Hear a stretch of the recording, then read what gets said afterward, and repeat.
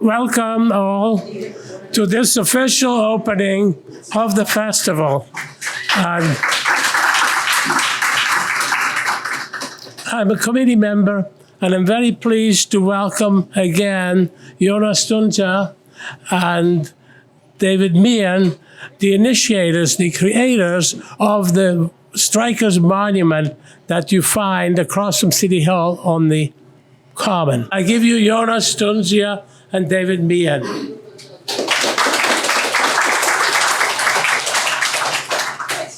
Good morning. There we are.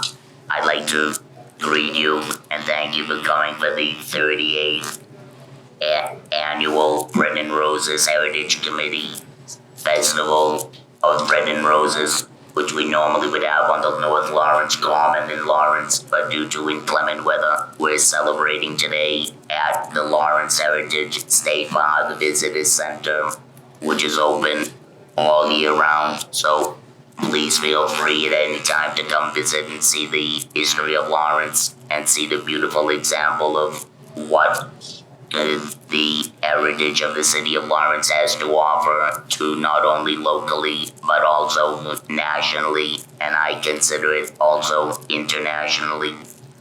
The most important part of this ceremony, I think, personally as co-chairperson for the Strikers Monument Committee, my name is Jonas Tunja. David Meehan will follow, and I'd like to open the ceremony with a little commemorative in memory of those who were in the strike and all of the other strikes in Lawrence and through the textile that have progressed and brought us to the level of what I call social sophistication that we have nowadays. It's constantly, a pull and tug. There are things that labor needs to do to be a part of it as a good member, and so let us be good citizens, bow our heads in memory of all of those who participated in the various strikes.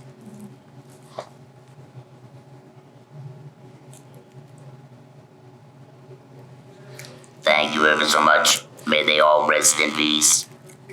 Talking about the monument, this is the 10th anniversary of the Strikers Monument.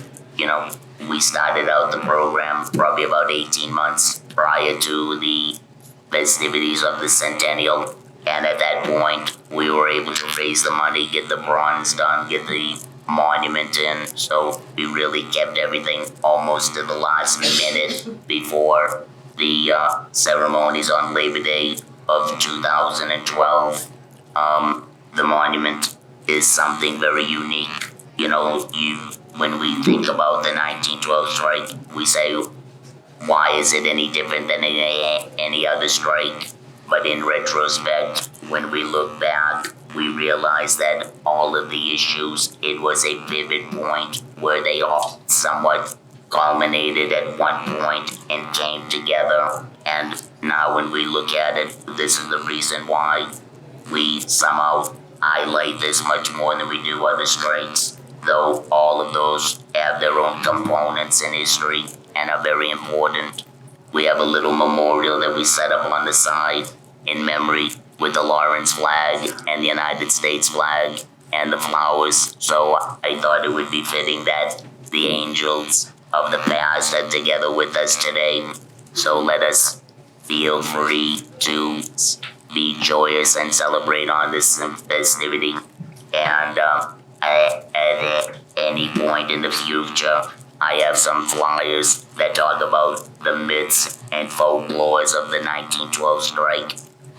I'd like to get a list of people that are interested in listening to a little workshop and talk about it, and where we can find what is the truth and tap into the 55 years of my research of the 1912 strike and pass it on to the next generations. So, as a good Laurentian, I welcome David Meehan to talk about the monument itself. Thank you for your participation today, and God bless you all.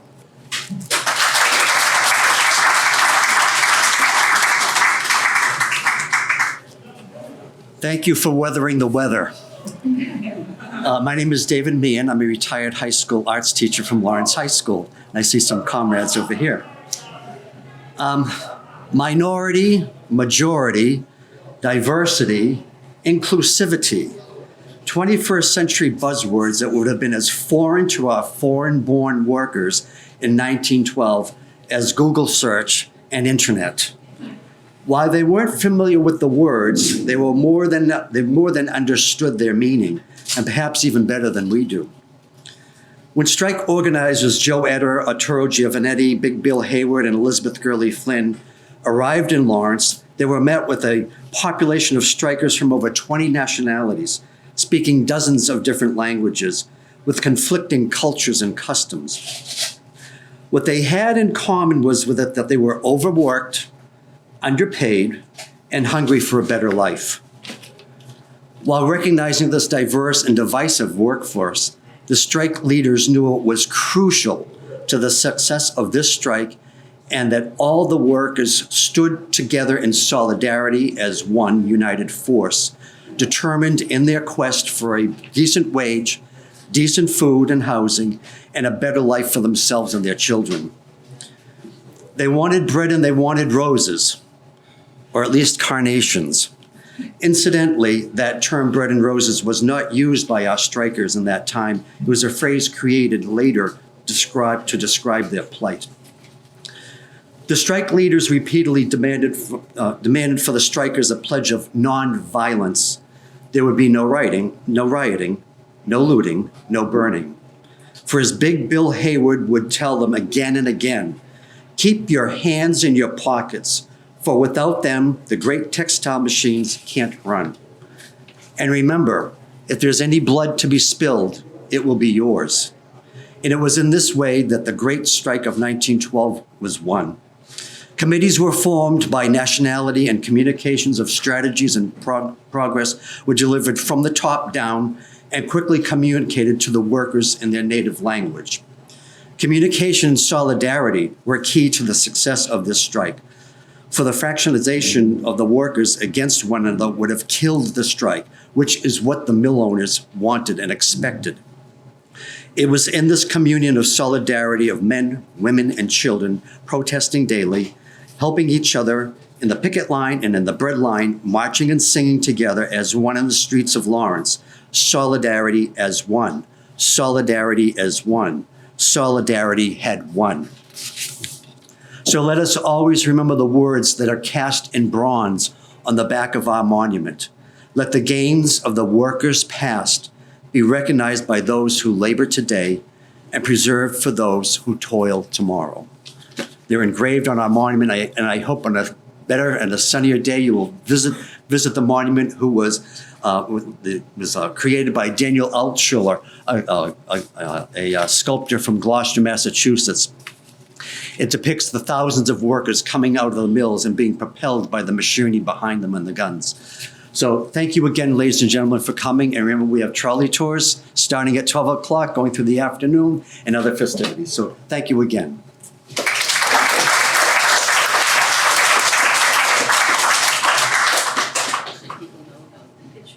After this official opening in this location here, we begin what is called the Community Forum, and later other presentations on Lawrence History Live. So if you're interested in these activities, they're going on all afternoon, please drop in, please enjoy what we always found was an important element of the festival, some kind of history, some kind of light on current affairs, current conditions that concern the workers. And this is what this series is supposed to do. Our presenter for the series has just arrived, Hartley Pleshaw. And do you want to say something? Sure. Thank you very much. First of all, Yuri, thank you for that introduction. And may I add that Yuri and Linda Siegenthaler, who are seated right up front here, were the people who conceived of the idea of Lawrence History Live to begin with. So I think we should give them a little round of applause for that. And just for those of you who may not know, Lawrence History Live came in, I forget how many years ago, as part of the festival. But it recognized the fact that along with our great music and our great art and our great dancing and our great food and everything else about the festival, we should include an element in the festival recognizing the connection between what happened in Lawrence in 1912 and what is happening in America today. And I have to say, it's kind of ironic, but when we started this festival 38 years ago, a lot of people said, well, who cares about what happened in 1912? Well, those issues of 1912, be they immigration, be they labor, be they the fight for decent standards of living, be they struggles against racism and prejudice, have perhaps sadly become even more relevant now than they were back when this festival started. And Lawrence History Live addresses those things directly, and in terms of both the past and the present, and brings together the issues, the concerns of those days with their very strong relevance today. I would like to introduce our next participants here at Lawrence History Live. Joshua Alba, what can I say about him? Well, I'm going to just say what he says about himself and his Facebook page, or not Facebook, Instagram page. Quote, wild style, wax radical, socialist union worker, natural mystic, community organizer with a twist of lime. And he is also an elected member of the Lawrence School Committee and past president of this very organization, the Bread and Roses Labor Day Heritage Festival. And Yesenia Perdero, who has been, among her many accomplishments, an immigrants' rights organizer with the Massachusetts Jobs with Justice. She studied international development studies at the Joseph Corbell School of International Studies. And if I can read a little bit about her from the website of the Episcopal City Mission, dealing with her work on behalf of undocumented people in Massachusetts, quote, I'm proud to do the work that I do. I'm proud of my team and our partners. I feel lucky to say I believe in this project and our leadership. We're still trying to figure out the best steps forward. But it says a lot that people put their trust in us. I've seen a lot of people tapping into mutual aid networks in Cambridge and Somerville to try and relocate resources to East Boston and Chelsea, where lots of undocumented folks live. Throughout the Commonwealth of Massachusetts, you do what you can in your neighborhoods and the surrounding ones through volunteering, mutual aid, food pantries, workers' centers. Alongside broader systemic work, we need direct aid, direct resistance, direct work. So with no further ado, I am proud to introduce these two fine people who will be speaking on the subject of taxing millionaires and the fight for fair share, Joshua Alba and Yesenia Perdero.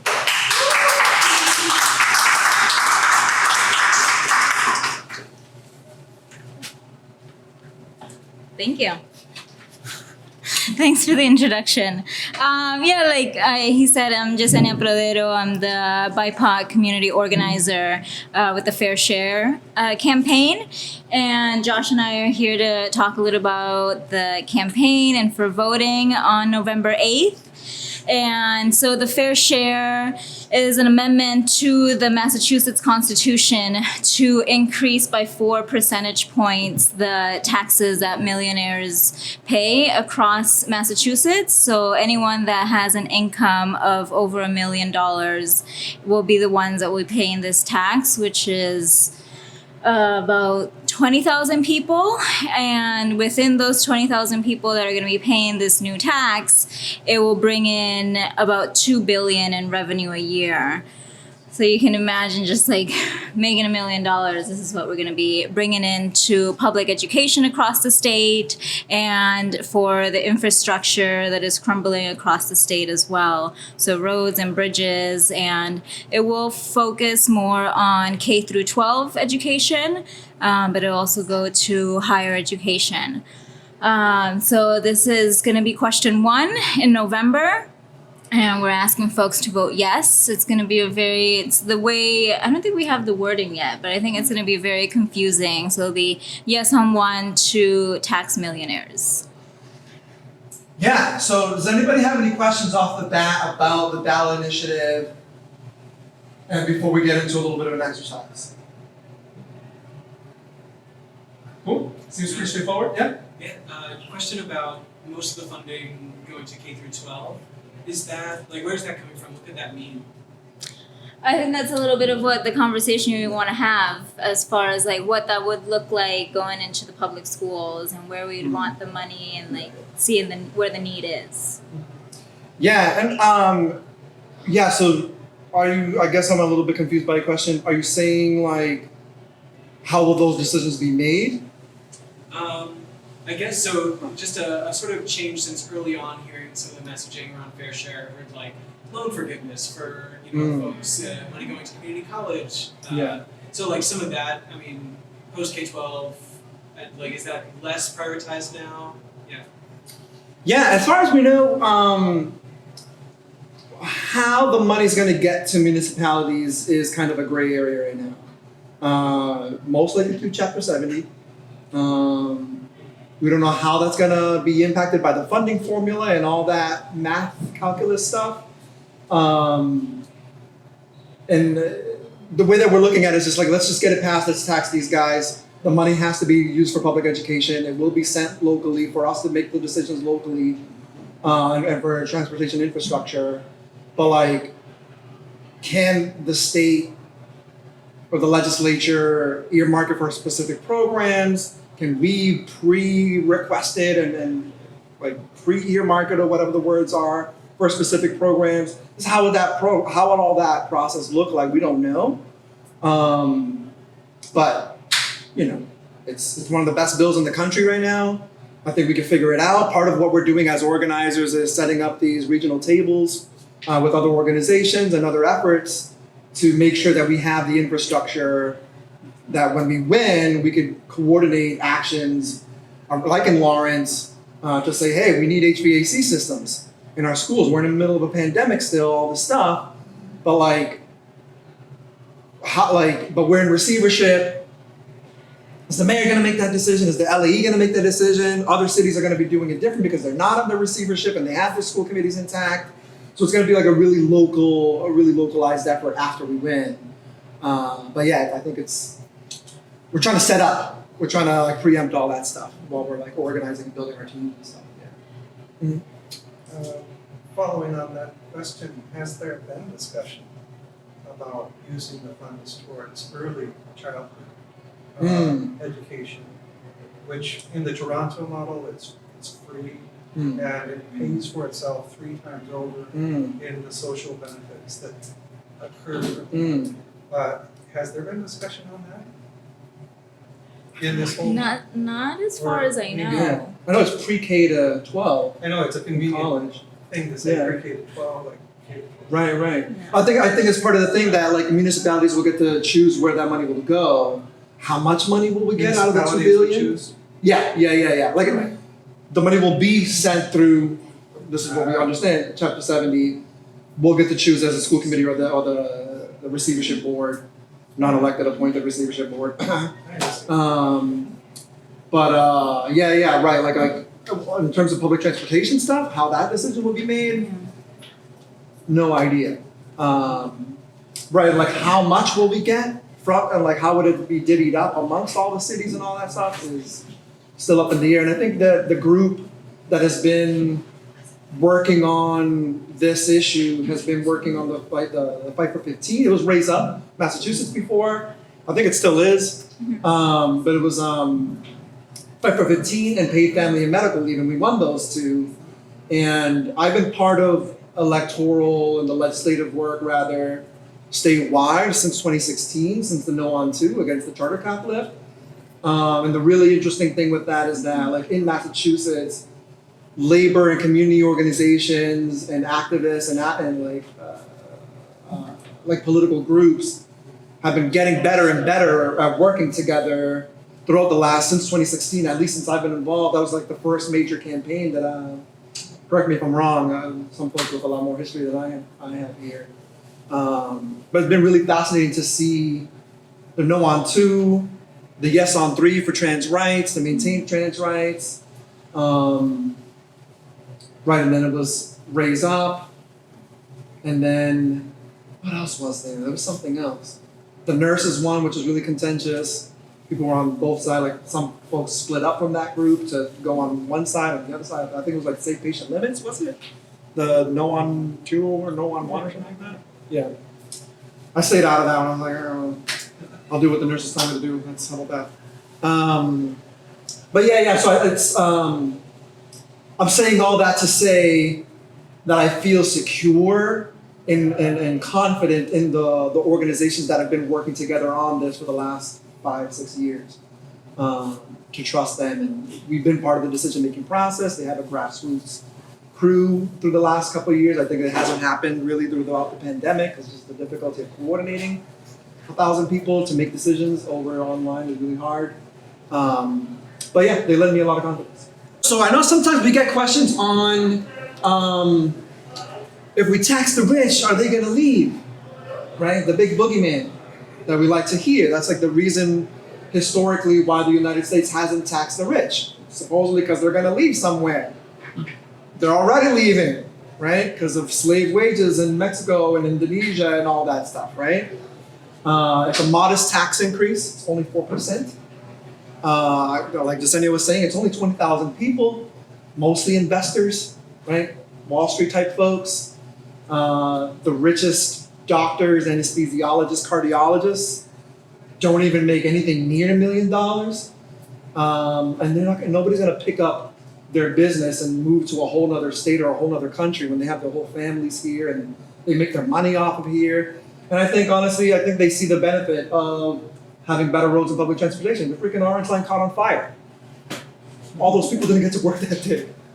If not like 5 hours later, you know what I mean? Like the potholes enlarged, all the businesses here are gonna benefit from it. All the people that work in Burlington and Wilmington from the area are gonna benefit from the New Balance, the Lit Chocolate Factory. Like the New Balance CEO is a big Trump supporter. You're gonna support it. It's you're not even paying your own taxes to fix the roads and not paying back the city. Lyndon, you know all about it. That they've been owing. I think I heard this from you guys like a million years ago. When the companies come, big companies come to they get tax breaks and all that stuff, and they benefit from the roads being paved well and maintained and all that stuff, and they actually owe the city money, and the city's not following up on the money that they owe. They'll still be benefiting from this because it's going to be fixing the roads, even though they owe us that money technically. And so some people had questions about if you have $1 million home. My mother's home, she lives in Tower Hill. Most of my life is around $500,000. In order to qualify to pay the increase on your $1 million home, your $2 million, $3 million home, you'd have to be making revenue in your home around like $5 million to $6 million, because you got all these deductions and all this other stuff that gets taken out and the repairs and all that stuff when you sell a home that you might not even make the mark anyways, because you're not making $1 million in, at least not the majority of the population of Massachusetts. Mm-hmm. I can play devil's advocate here for a moment. Yeah. When you hear that eternal phrase, a rising tide lifts all boats, when you hear conservative economic voices say things like, well, if the rich had all this money, they'd be able to invest more, and put more back in their companies and hire more people? How do you answer that? If that was the case, we wouldn't need the fair share. We wouldn't need unions. We wouldn't need advocacy organizations fighting for our rights every day. Yeah, I was listening to Richard Wolff yesterday, Professor Richard Wolff from UMass Amherst, Professor Emeritus, I think there, and looking at the professors. He was saying something along the lines of, damn, it's in my tongue. How did he say? Right, because he was debating some professor from Harvard on socialism versus capitalism, and the guy was just like, "Oh, capitalism has increased the level of prosperity for everybody, you know, the same kind of thing, but in terms of being in favor of the free market." And he's just like, and I'm just like, right, like we're all here at Bread and Roses Festival, labor history, child labor laws, minimum wages, all that stuff started right here, Lowell, you know what I mean, here. All up and down the East Coast, right, New England. The mills, textile mills, weaving slave-picked cotton into wool for the military, right? For the imperialist machine, for the imperialist U.S. machine. And he said that progress has been made in capitalism, the West, quote unquote the West, despite capitalism, because of poor working conditions, because of poor treatment, because of second and third class citizenship for women, for queer people, for transgender people, for immigrants, for undocumented folks. And it's been despite of it, not because capitalism is this big revolutionary force. We've had to fight tooth and nail, the US being, having some of the worst labor history on the planet. With the Pinkertons and all the coal miners being shot and killed by the robber barons that hired all these folks, and police forces being the direct result of slave patrols and all that stuff. And we have some of the worst history in the country, in the world. Yeah, I would say that they would benefit too. They would benefit too from it. I don't know if I really got to it, but that's just something. Any other questions? Wow, so I wanted to ask folks, $2 billion. It's a big amount of money. We might get, I don't know, 20,000 a year, 100,000 a year, 200,000 a year extra. I don't know, we need it. What's our budget, Jonathan, for school committee? 200 million? Like a year? Yeah, something like that. And we're getting 14 million, or like 7 million each year from the Student Opportunity Act. And we still don't have adequate funding for our students, for our teachers, for our educators, for our schools, for our bubbler systems, for our lunches, to increase the quality for our textbooks, for our tech. Shouldn't have went into all that because I wanted to ask y'all.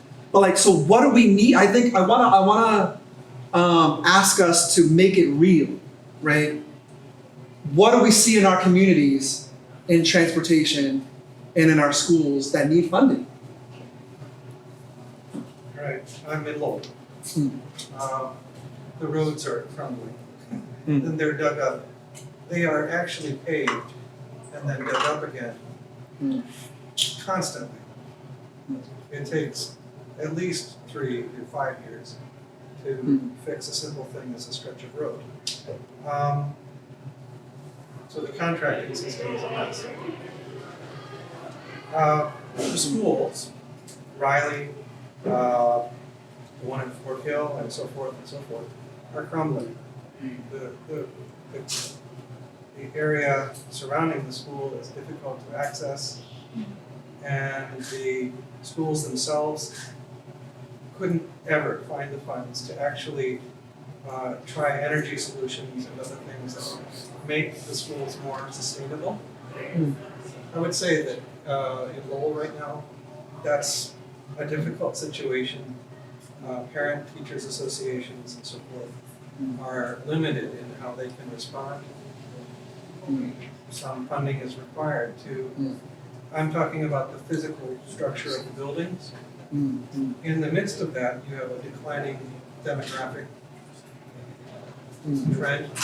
Right. So the number of students going into schools is declining, and more and more are choosing homeschooling, usually a quarter, or 15 to 25%, depending on where you are. Interesting. Wow.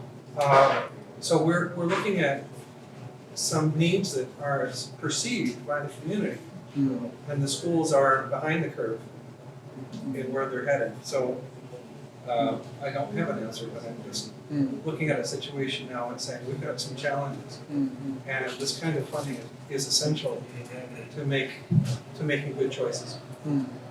Thank you so much. Great examples. Yeah. Anybody else? Where do we need funding in our public schools? Where do we need funding for public transportation, for transportation infrastructure? When you walk around your house, when your kids go to school, when your nieces go to school, when you're trying to go somewhere, what do you see?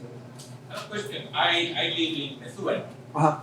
and my question has to do with drinking water, the quality of water. I know it's served by cities and towns, right? And it's not drinkable.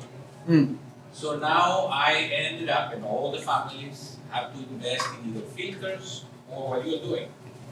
That's a form of privatization of the water, right? In the United States, the drinking water is so bad, right, that you have to buy big amounts of water every single day, and nobody cares. Nobody sees that as a problem. Is that because we have so much money that we can just buy it? Plastic, by the way, bottled plastic. That pollutes. Yeah. Right. You want that one? I mean, I agree that it is a huge problem that we don't have good water in our systems, and that is supposed to be a public system that the government and the municipalities pay for. But from what I was learning about Jackson and Mississippi, it's just like, yes, it is for the public and held by the government and the local municipalities, but it's contracted out to different companies that are privatized. They're like, you're gonna fix the pipes, you're gonna be doing the updates, and they get all these contracts, but then they don't do the work, or they do it a bad job. So it's a lot of like you said, the privatization and how the way our systems work, and That's capitalism, by the way. yeah. That's how it works. Right. So I mean, at least for the fair share, the money, that's a really hard issue to fix, and the money isn't going to be going to the water, but that's obviously an issue that does need to be addressed, and breaking down those systems of how do we take away the subcontractors and the contractors that are actually doing the work, supposedly, to get the drinking water that we need. Yeah, I would go, not speaking on behalf of the campaign, like we need to democratize our institutions and make everything public again. Similar issue with the water, our city blew up in 2018, the Columbia gas explosions. Department of Public Utilities, that was supposed to be like enforcing all this stuff, and they weren't, and there was laws that they weren't enforcing, and then there was other stuff that they tried to enact later on. And we got a few million dollars from that. I don't know where that money went exactly. I still gotta figure out what the hell happened. Y'all familiar with the Columbia gas explosions that happened in 2018? Right? We all remember that, yeah? Well, if anybody doesn't know, 2018, the gas pipeline that are under our roads, right? Are so old that they're leaking. They're still leaking all over the city right now, right? We talk about a marginalized community of color where our infrastructure is causing health concerns to the point where it killed somebody very directly. Leonel Rondon, who just got his license and he died because his home exploded and fell on the car that he was in. And I feel like I have to say that. Sometimes that's triggering for people, but it's just like, these are the impacts of capital at play in our communities, disinvesting or underinvesting in critical infrastructure like gas pipelines that cause asthma. I have asthma from growing up here. I wonder about the Fair Share Amendment and how it's gonna, how we're gonna make the decision in terms of public transportation and get less cars, more cars off the road, and increase. We were once a city full of trolleys and public transportation. Where is that stuff? We desperately need it, right? All across the region, all across the state. We need railway systems to Worcester and Western Mass and to Boston that are more efficient, that are safe. There's just so much conversation about like public education. We're under receivership because state actors in the legislature and in the Department of Education see the last public funds that this country has within public education and want to take those funds for themselves to privatize via charter and private institutions. And they're doing it by way of receivership, saying that we're underperforming according to their white supremacist standards that says that we have to do as well as Andover does, a wealthy white community, right, a suburb of Lawrence, in a community, in a state and a country where our education systems are funded by property taxes. We're a deindustrialized urban center. We have no real tax base anymore. Yes, jobs are increasing and all that stuff is happening, and the mayor and other folks in city council are trying to get jobs back. We had hundreds of thousands of jobs before with all these mills. Now they're being converted into luxury apartments and some affordable places. That's still not enough. It's you know, what your comments just inspired me to go into all that. I'm just like identifying so much. We just came from Guatemala. We were seeing the impacts of U.S. imperialism in Latin America, in Guatemala, and those same forces. This is what Chris Hedges and all the lefties, Cornel West, everybody that I listen to. The forces of U.S. imperialism across the world has now been fully rendered, like we reap what we sow, into our communities. And Lawrence, really interestingly, is an example of where the whole country is going. Yes, we're progressing economically a little bit in the short term, but in the long term, we're being gentrified and priced out of our own community. And all this beautification and all this stuff is happening. Hopefully we can reclaim some things once this money comes to our communities for public education and transportation infrastructure. But we have to make sure to democratize that process as much as possible in order to hold on to it. So I look forward to working with all y'all on that. On democratizing the process, please vote yes on question 1 this November. I don't know if you want to say anything else.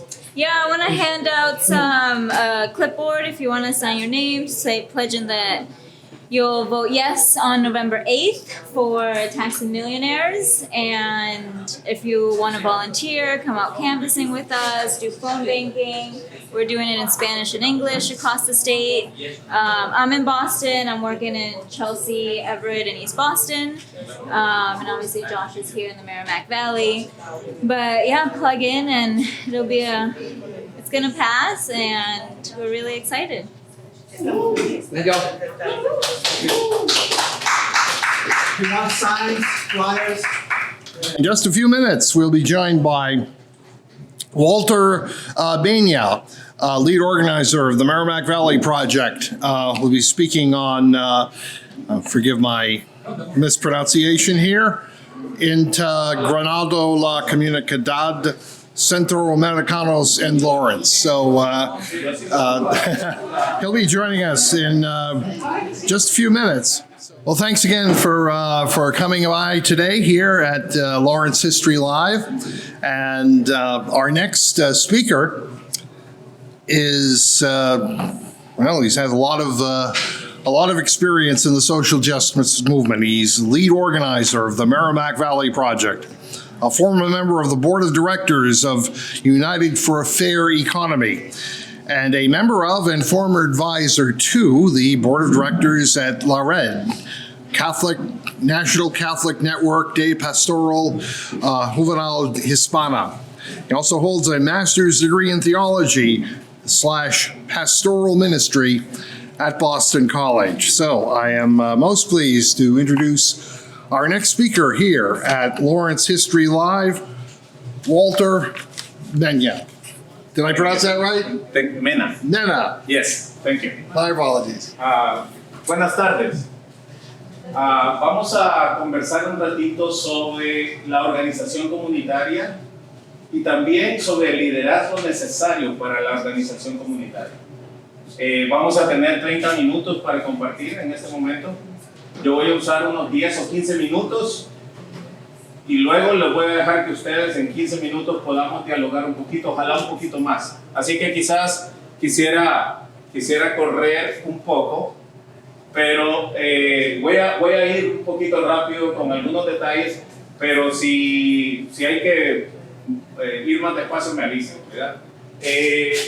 Nada más quisiera hacer presencia o hacer reconocimiento de la presencia de los hermanos pertenecientes a Cosecha, aquí, que tienen mucho que ver con lo que vamos a conversar. Así que bienvenidos, en especial a ustedes, pero bienvenidos cada uno de los que están aquí ahora en el taller o en esta plática.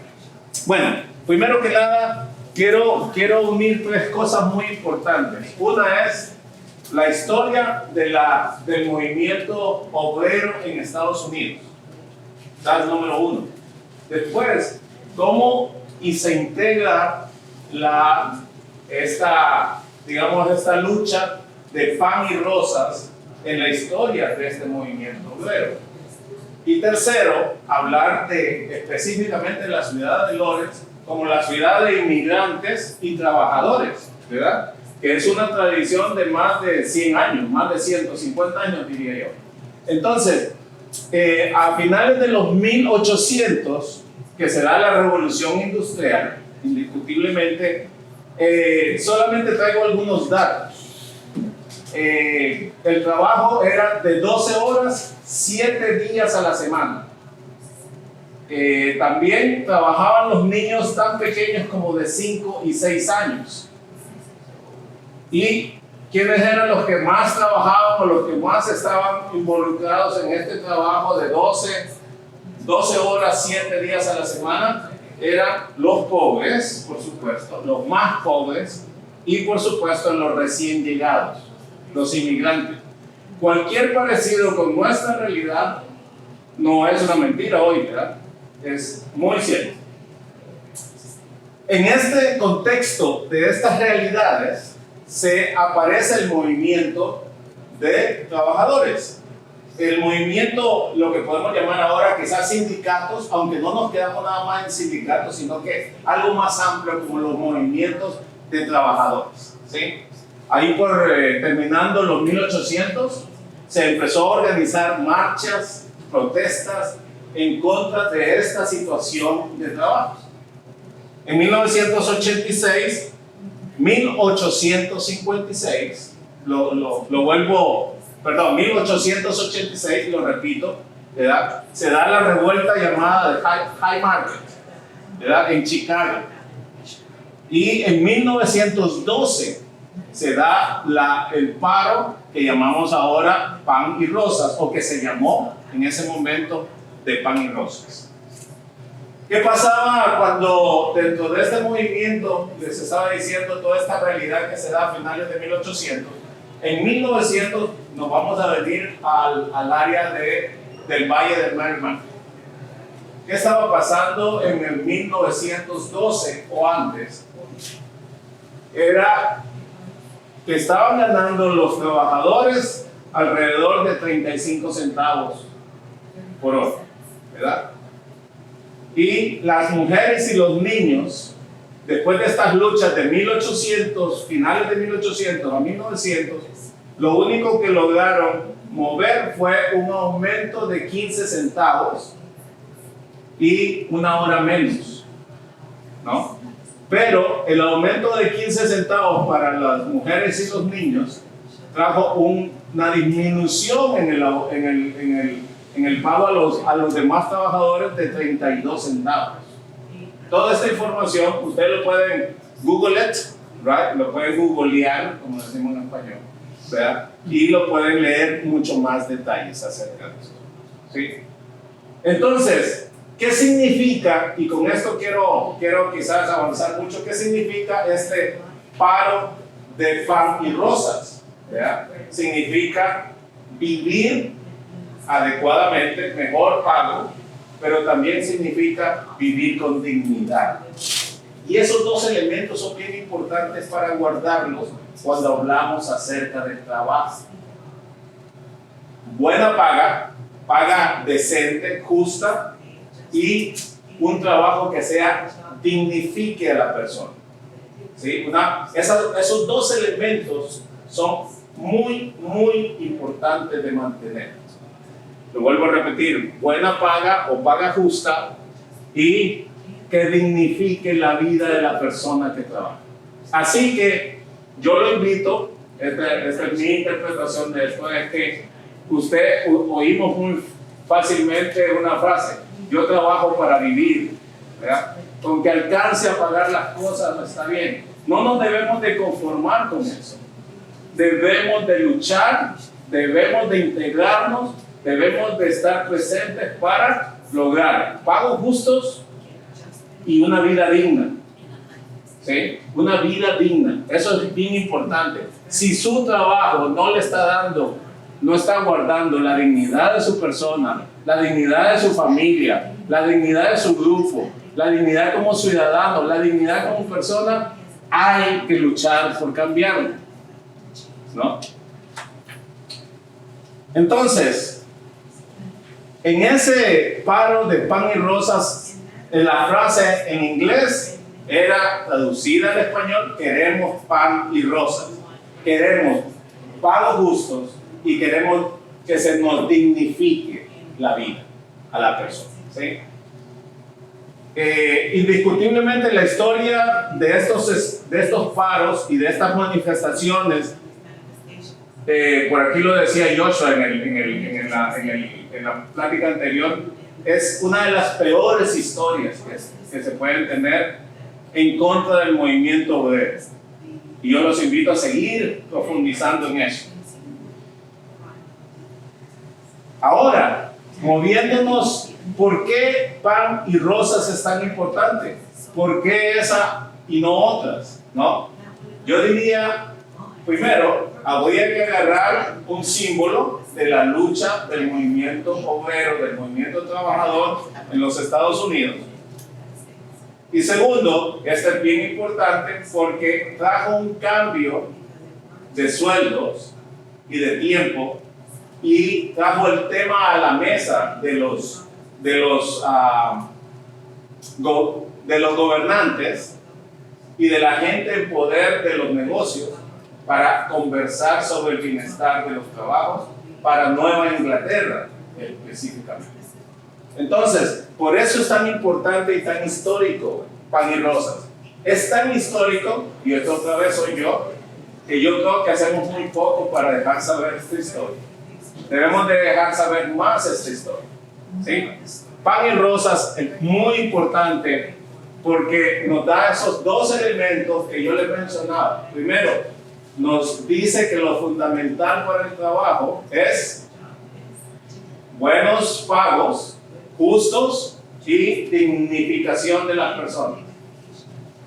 Dos, es un movimiento que siembra históricamente, comienza a ser visto en el país la lucha del movimiento obrero, la lucha del movimiento de trabajadores, ¿sí? Entonces es muy importante tener en cuenta que pan y rosas trae ese regalo a nuestra vida y a la vida de la comunidad. Nos regresamos un poco hoy a nuestros tiempos y nos podemos preguntar: ¿cuál es la historia de la ciudad de Lawrence? ¿Cuál es la historia de la ciudad de Merrimack, en el Merrimack Valley o en el Valle del Merrimack, acerca de los trabajadores? Yo les decía, la información de 1886 estaban involucrados en abusos de trabajo, de horas, y mal pagan los más pobres y los recién llegados, los inmigrantes. ¿Sí? Ahora, si nos situamos, y hago aquí una pregunta, si nos situamos en el Valle del Merrimack, si nos situamos en esta área, ¿cuál es la realidad del trabajo que tenemos hoy en el Valle del Merrimack? Una pregunta por usted. José. Hay que responder, yo en clase. En español, pues. En español, sí. Voy a try my broken English. Hay una persona traduciendo. Ahora mismo tenemos agencias de empleos, muchas de ellas en el área, que llaman a trabajos de factorías, limpieza, sobre todo los empleados les pagan salarios bajos, no están sindicalizados, no tienen sindicatos, pero al mismo tiempo ellos no pagan lo justo. Al Estado le puede pagar tal vez a 15 la hora, o a la agencia le pagan tal vez a 15 la hora y al empleado tal vez le pagan a 11, solamente estoy diciendo un número. Es decir, que todavía hay mucha injusticia en un país que supone que hay mucha democracia, en un país en el cual, libre, independiente, lo que fuera, pero al mismo tiempo aún siguen condiciones laborales injustas. Y todavía muchas agencias, yo sé, no permiten sindicatos, muchas empresas no permiten sindicatos en sus sitios de trabajo. Gracias, José. Quiero ser importante. ¿Alguien más quiere agregar algún detalle que sepa de cuál es, algún detalle de información de cómo están los trabajos en el área de Lawrence y sus alrededores? Sí. Bueno, por lo que he escuchado, la mayoría de restaurantes o compañías contratan personas únicamente medio tiempo para no pagar el servicio. Gracias. ¿Algo más? Sí. Muchas personas están muy emocionadas para más sindicatos, como la energía de Amazon y Starbucks, y eso está creciendo mucho en estos tiempos duros, ¿no? Ese tiempo de pandemia, más racismo, más corrupción. Sí. Pero la idea de podemos cambiar, podemos unirse, es creciendo. Está creciendo la idea de podemos integrarnos, pero a la misma vez diría yo, ¿qué pasa con los que tienen la decisión de las empresas, ¿no? En este momento, por ejemplo, podemos traer a colación la búsqueda de los sindicatos en Starbucks, en Amazon, ¿verdad? ¿Qué está pasando con la dirigencia de Amazon? Sí, represión. No lo dije yo. Ya, ¿alguien más? Último. Déjenme hacerle otra pregunta. Ya dijimos y podemos escuchar dentro de estos tres elementos que hay injusticias en los pagos de salarios de los trabajadores. Déjenme preguntarles, ¿qué de los más vulnerables? Y voy a hablar precisamente de la comunidad indocumentada. Conocemos, somos conscientes en el Valle de Merrimack o en Lawrence y sus alrededores de la presencia de la comunidad indocumentada.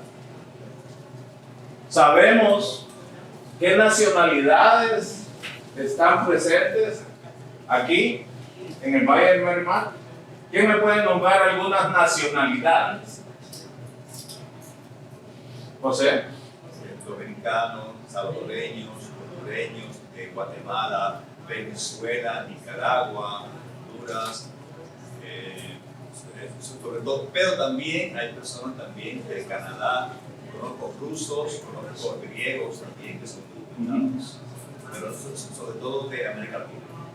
América Latina. ¿Quién más nos puede decir algo más de la comunidad indocumentada acerca de su presencia en el Valle del Merrimack? Walter, disculpa, te puedo agregar que forman parte de una gran fuerza laboral en construcción, jardinería, limpieza de la nieve por los inviernos, cortando gramas, o sea, los veo y todos los acentos, todos veo muchos hermanos guatemaltecos y salvadoreños también trabajando en ese industria. ¿Alguien más? ¿Algún detalle más sobre la comunidad indocumentada? Y a los brasileños, soy brasileña, la gente de Brasil estaba en Framingham, Worcester, en el sur, y también en Cape Cod, en las islas, y yo vivo en San Miguel. Y después había una cosa muy bonita que llamaban San Miguel de Little Brasil. Y esto paró porque los alquileres están carísimos y la gente se fue para Everett, Chelsea, Boston, vivían. Y ahora no pueden porque el alquiler allí está el mismo que está en San Miguel o Cambridge. Entonces empieza a salir para Sogos, Peabody y subir. Mi hermano, por ejemplo, vivió 20 años aquí en Lowell y la familia de mi cuñada también. Y la gente que trabaja mucho, 2, 3 empleos y siguen trabajando, por ejemplo, en las lavanderías y limpiando casas de la gente con plata, pero si se van de vacaciones, ok. Por 2 meses no ganan nada, porque las casas están cerradas. Y esto también de conducir sin la carta de conducir es un lío, porque hay mucho miedo de deportación, porque pueden trabajar juntos con ICE. Entonces, esta era la vida de mi papá por 11 años. Entonces, esto es un poquito de la comunidad brasileña. Gracias por ese aporte. Ahora, por ahí ¿cuál es tu nombre? Susana. Susana nos ha puesto en el contexto hacia donde nos caminamos hoy. La presencia de la comunidad inmigrante bajo la presencia de la injusticia, de los trabajos y de la falta de dignidad. La pregunta de oro aquí es, ¿qué podemos hacer? ¿Qué podemos hacer para hacer presente la lucha de los trabajadores por mejores salarios y porque esos salarios les dignifique la vida? ¿Qué podemos hacer? Segundo, ¿qué podemos hacer para que la comunidad indocumentada pueda tener acceso a mejores pagas y a una vida digna donde se vive en Estados Unidos y en el área del Merrimack? Vivimos una doble moral, ¿verdad? Porque tenemos gente que no es documentada y por esa razón los tratamos como ciudadanos de segunda. Y nuestros empleadores de muchas industrias no le pagan ni siquiera lo que la ley se debe pagar. Vuelvo a la pregunta, rapidito, así, si ustedes tienen alguna idea, ¿qué podemos hacer?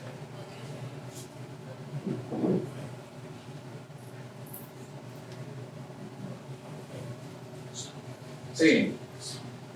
Yo pienso que identificar dónde está la comunidad inmigrante indocumentada principalmente y entender o conocer un poquito más acerca de qué están haciendo y dónde están trabajando y digamos educarlas en la exigencia de sus derechos por un lado, pero por el otro yo creo que hay una exigencia más dura desde el gobierno a las empresas para que respeten los derechos de los trabajadores. Entonces, por ese lado, creo que los ciudadanos americanos deberían de exigir leyes más fuertes a las empresas para respetar el salario mínimo, las prestaciones laborales y... Gracias. Buscarlos, salir y buscarlos. Salir y encontrarse, diría yo, porque a veces hay que clarificar, buscarlos y encontrarse es diferente, ¿verdad? Porque buscarlos, a veces tenemos un sentimiento de ayuda a la gente, que es muy importante, pero la solidaridad es mucho más importante. Cuando tratamos a la gente de igual, no porque tengan documentos o no tengan documentos, los tratamos aquí o los tratamos hacia abajo, ¿no? Entonces, encontrarnos. Y luego, como nos decía Ena, nos invita también a luchar por mejores leyes que fortalezcan la vida de los trabajadores en general y también así pueda llegar el trabajo y los pagos a la comunidad indocumentada. ¿Algo más? Sí. Reforma migratoria. La reforma migratoria. Es una meta grande, tal vez no es la solución general, porque muchos que somos documentados por legales también somos estados en general. Pero sí, la reforma migratoria es presionar a los gobiernos, sea republicano, sea demócrata, que ofrecen reformas, pues que las cumplan, que cumplan su promesa de campaña. Claro. Todo este gobierno. Esto me da pie para entrar, sí, para. Si es posible realizar un diálogo en el Valle de Merrimack entre todos los trabajadores latinos después de la ojalá, solamente para oír sus luchas, sus historias, sus relatos. Gracias. Voy a ir tomando como el lado final y lo más importante de esto. Lo que ustedes han aportado es muy importante, pero quisiera traer a colación aquí una frase muy importante que puede reunir esto. Organizarse. Organizarse. Organizarse. ¿Qué quiere decir? Significa que unirnos, integrarnos, encontrarnos. ¿Sí? Y el mundo de hoy está bastante polarizado, ¿verdad? Organizarnos es muy importante. Por eso nuestros compañeros de cosecha están aquí, porque quería mencionarles a ustedes que hay una lucha muy específica hoy. Y es la lucha por las licencias de conducir para la comunidad indocumentada. Hay una información que les voy a compartir y quiero que, gracias por estar aquí hoy, gracias a cada uno por estar aquí, que especialmente es un llamado fuerte a los ciudadanos de Estados Unidos, ¿sí? Para que voten en las elecciones del próximo noviembre sí a la pregunta número 4, que ahora va a estar en la balota de votación, y puedan decir sí a la licencia de conducir para todos. Es un compromiso para nosotros y le presento también Merrimack Valley Project. Nosotros hacemos organización comunitaria junto con muchos grupos de iglesias y organizaciones.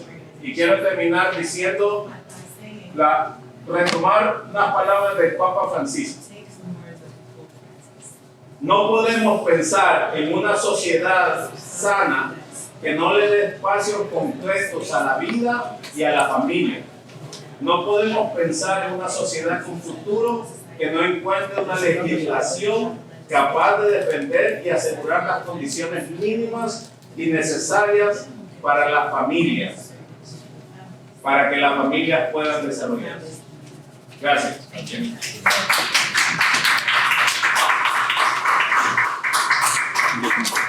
Walter, thank you very much. And we're going to soon be joined by Jamie Timpson-Winnell, who'll be performing her interpretation of her grandmother, who was one of the great labor people in history. In fact, we have a little sign here, a little newspaper clipping about her with her picture right on the wall here. So please stay around for that. Thank you. Now, we're most pleased to be joined by someone who has distinguished herself very well in the world of interpretive dance. She's a dance artist at Stoneleigh Burnham School, an English teacher and learner at the Greenfield Public School, and dance artist at the Northampton Center for the Arts, here to talk about her grandmother, the great labor organizer, Anne Burlack Timpson, Jamie Timpson-Winnell. How are we doing, Lawrence? Hello, hello, buenas tardes, good afternoon. My name is Jamie Winnell, and I am partially Estonian, partially Ukrainian, partially British, And I'm here to talk about my grandmother, Anne Burlack Timpson, who spent some time here in Lawrence and in many other places. And there is a photo of her. I wasn't expecting you to have a copy, so there is a copy here as well. I'd like to acknowledge that this land was originally stewarded by Wabanaki, Pennacock, Pentucket, Pawtucket, and Agawam peoples, and that the movement for land is called Land Back, and that we can all be part of that movement. So on the left, you might recognize Mother Bloor, and she was a very influential organizer, and my grandmother saw her when she was a very young child. And I was sitting in a Sophia Smith archives looking in a book, and I turned the page, and then my grandmother was featured on the very next page.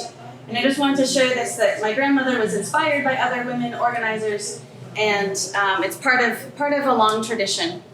So my talk today is actually titled One of Many Flames, One of Many Red Flames. Next slide. It's very small, but do you know the song I Dreamed I Saw Joe Hill? Some of us maybe have heard of it. He was a very famous songwriter of movement, and so I rewrote this version to be about my Granny Anne. And I wasn't prepared to dance a lot today, so it's going to mostly be singing and talking. I dreamed I saw a red flame last night, alive as you and me. Says I, but and you're 20 years dead. I never died, said she. I never died, said she. In Bethlehem, Pennsylvania, you started work at 14. You left your school to get a job. Says Anne, oh, what I've seen. Says Anne, oh, what I've seen. And starting there in Bethlehem, you decided to raise your voice. The people there needed many a change. Says Anne, I made my choice. It was a lifetime choice. So she was born in 1911 in Bethlehem. Next slide would be great. Thank you. To Ukrainian leftist parents, her dad left Ukraine after fighting the Tsar and came here, was a steel worker, an organizer. So she was raised with some consciousness. She was the eldest of 4, and her parents really wanted her to stay in school, but she wanted to contribute to her family, so she left school at 14 and got a job. She started organizing by 15. Next slide. And was fired for organizing.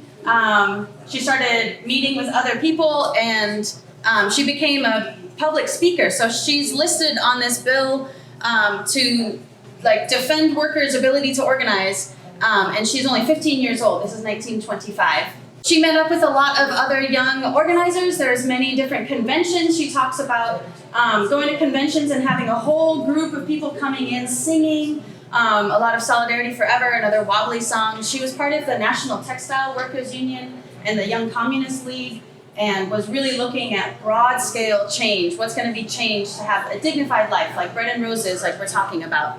I think it's relevant that she was born in 1911, right on the precipice of this march, of this struggle, and then she did come back here in 1931.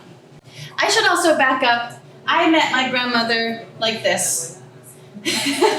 So this was my sweet grandmother. She was feisty. I remember her talking to the nurses in her elderly home about their working conditions and if they knew if they had a union as nurses and elderly care people. And I do remember her singing. I remember learning a couple songs from her. But she passed away. I wasn't really able to talk to her a lot. So a lot of what I know is from my dad and my aunt, and then doing research in the Sophia Smith archives. So I'm going to kind of give an overview of who she was, and then focus in on her experience here in Lawrence, because she has an unpublished autobiography, and she talks about being in Lawrence, and we're working on her words and contextualizing it and maybe publishing it someday as a family project. So these photos show her in early Depression. So she was already left school to become a textile worker, started organizing a textile worker, started getting fired for being an organizer. And so she said, okay, I'll be a full-time organizer. So by 16, she was a full-time paid organizer with the National Textile Workers Union. And she would be sent to towns that were already going on strike. And she would help people organize soup kitchens and childcare and picket lines. And she talks about here in Lawrence, they would get people awake for picket line duty with a pan and a wooden spoon. They'd go through and wake people up, like, come on, it's your turn. So she was uniquely able to keep workers united. And we know that that's one of the most important things when you go on strike is to really build that solidarity and that unity so that you can stay on strike and win your demands. There's also this big tension with mills moving to the south and then Southern workers being really exploited, especially Black workers in the South. And so she was also went below the Mason-Dixon line in 1930. Again, the Great Depression is raging, and she spoke at a unemployment insurance and federal anti-lynching law conversation, and the people talking were integrated and the crowd was integrated. And for speaking about unemployment and anti-lynching, that was sedition. So she faced the death penalty in 1931, and this is a flyer where they're trying to raise money to defend this group of integrated organizers who were pushing, again, both unemployment and racial justice measures like federal anti-lynching, which I think only passed in the last 20 years. Like, how horrifying that it took that long. So, next slide, please. So this is the photo here, and I'm 99% sure it's in Pawtucket, Rhode Island. I'm not a devout labor historian. If it was actually in Lawrence, then that's new information to me, but you all have a copy. Oh, okay, it's Pawtucket. Okay, it's Rhode Island. I just felt bad if I had mislabeled it. But so these are all workers on strike. She's up on a little pedestal. You'll notice that it's a lot of men. So she also was breaking some gender norms in the tradition of Elizabeth Gurley Flynn and Mother Bloor. She's not alone. But in the background of the photo, there's about 10 police officers. And the stories of police officers breaking up meetings, breaking up marches is a continual bloody story. So I just think that this photo is really interesting because you can see the whole range of people. They're already out on strike and they're trying to figure out how to stay on strike and so that they can win their demands. Have folks heard of the Hooverville, right? Great Depression Hooverville? And have folks heard of the hunger marches?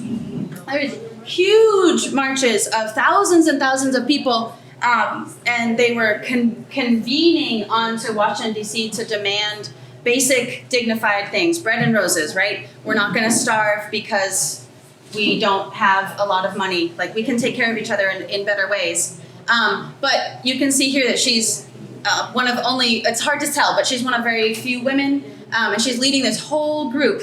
And she writes about in her autobiography, there were a few times that things got really, really tense, and she could tell that if the cops started firing or if one protester threw a rock, that it would be bloody. She had seen over and over that the cops would start shooting people. And so there were a few times that she talks about getting in between a protest, a hunger marcher and a police officer, and getting them both to calm down because she knew that if it started, it would be really bad. So I think that that's an interesting organizing skill that we don't always talk about is de-escalation sometimes, and noticing when things are about to get really out of hand, but also the courage to put herself in between and actually stand in front of there's a couple stories where the police officer had pulled a gun. All right, next slide. So again, this is a version of a song, I Dreamed I Saw Joe Hill. In Boston Common, and says I, they watched you with their spies. They tracked your every word and move, Says, and I met their eyes. Says, and I met their eyes. Then in the House on Un-American Activities, they asked you to name names. They told you of many who had informed. Says, and I'd never do the same. Says, and I'd never do the same. From Pennsylvania to South Carolina, where people stand hand in hand, and the state of the world isn't taken sitting down, there you'll find a flame. There you'll find a flame. Next slide. Oh, next one. Oh, those were a couple of good photos. Okay, so I had a photo of her in Boston Common. So into McCarthyism, she was spied on. We have her FBI files. In the Sophia Smith archives, we did a Freedom of Information Request Act, and the FBI files are extensive. But she refused to name names. In one story, she was working with the Communist Party and continuing to work with workers throughout the 50s, 60s, 70s. But in the 50s, she was arrested, and she had her address book in her pocket, and she had all these addresses of her comrades and all these addresses of organizers. And the story goes, the family lore is that very slowly she would rip off a little piece of paper and then put it in her mouth, so that by the end of the car ride where she got to the police station, she had eaten her address book. Which is an amazing story. And in my undergrad, I created a dance play about her, and I thought that's such a cool story. So I wrote people's names down, live to make it kind of participatory, and I put it in my pocket, and then later in the play, I ate it. And what I found out in rehearsal is a deeper level of her dedication. It's really hard to eat paper. She was really dedicated, so I had to just give her kudos and make a smaller list so that I could actually imbibe it in front of people. So I'm going to wrap up this little song, and then I'm going to highlight some stuff about Florence. I would love to lead you in a song. It's a very simple chorus, and then take any questions.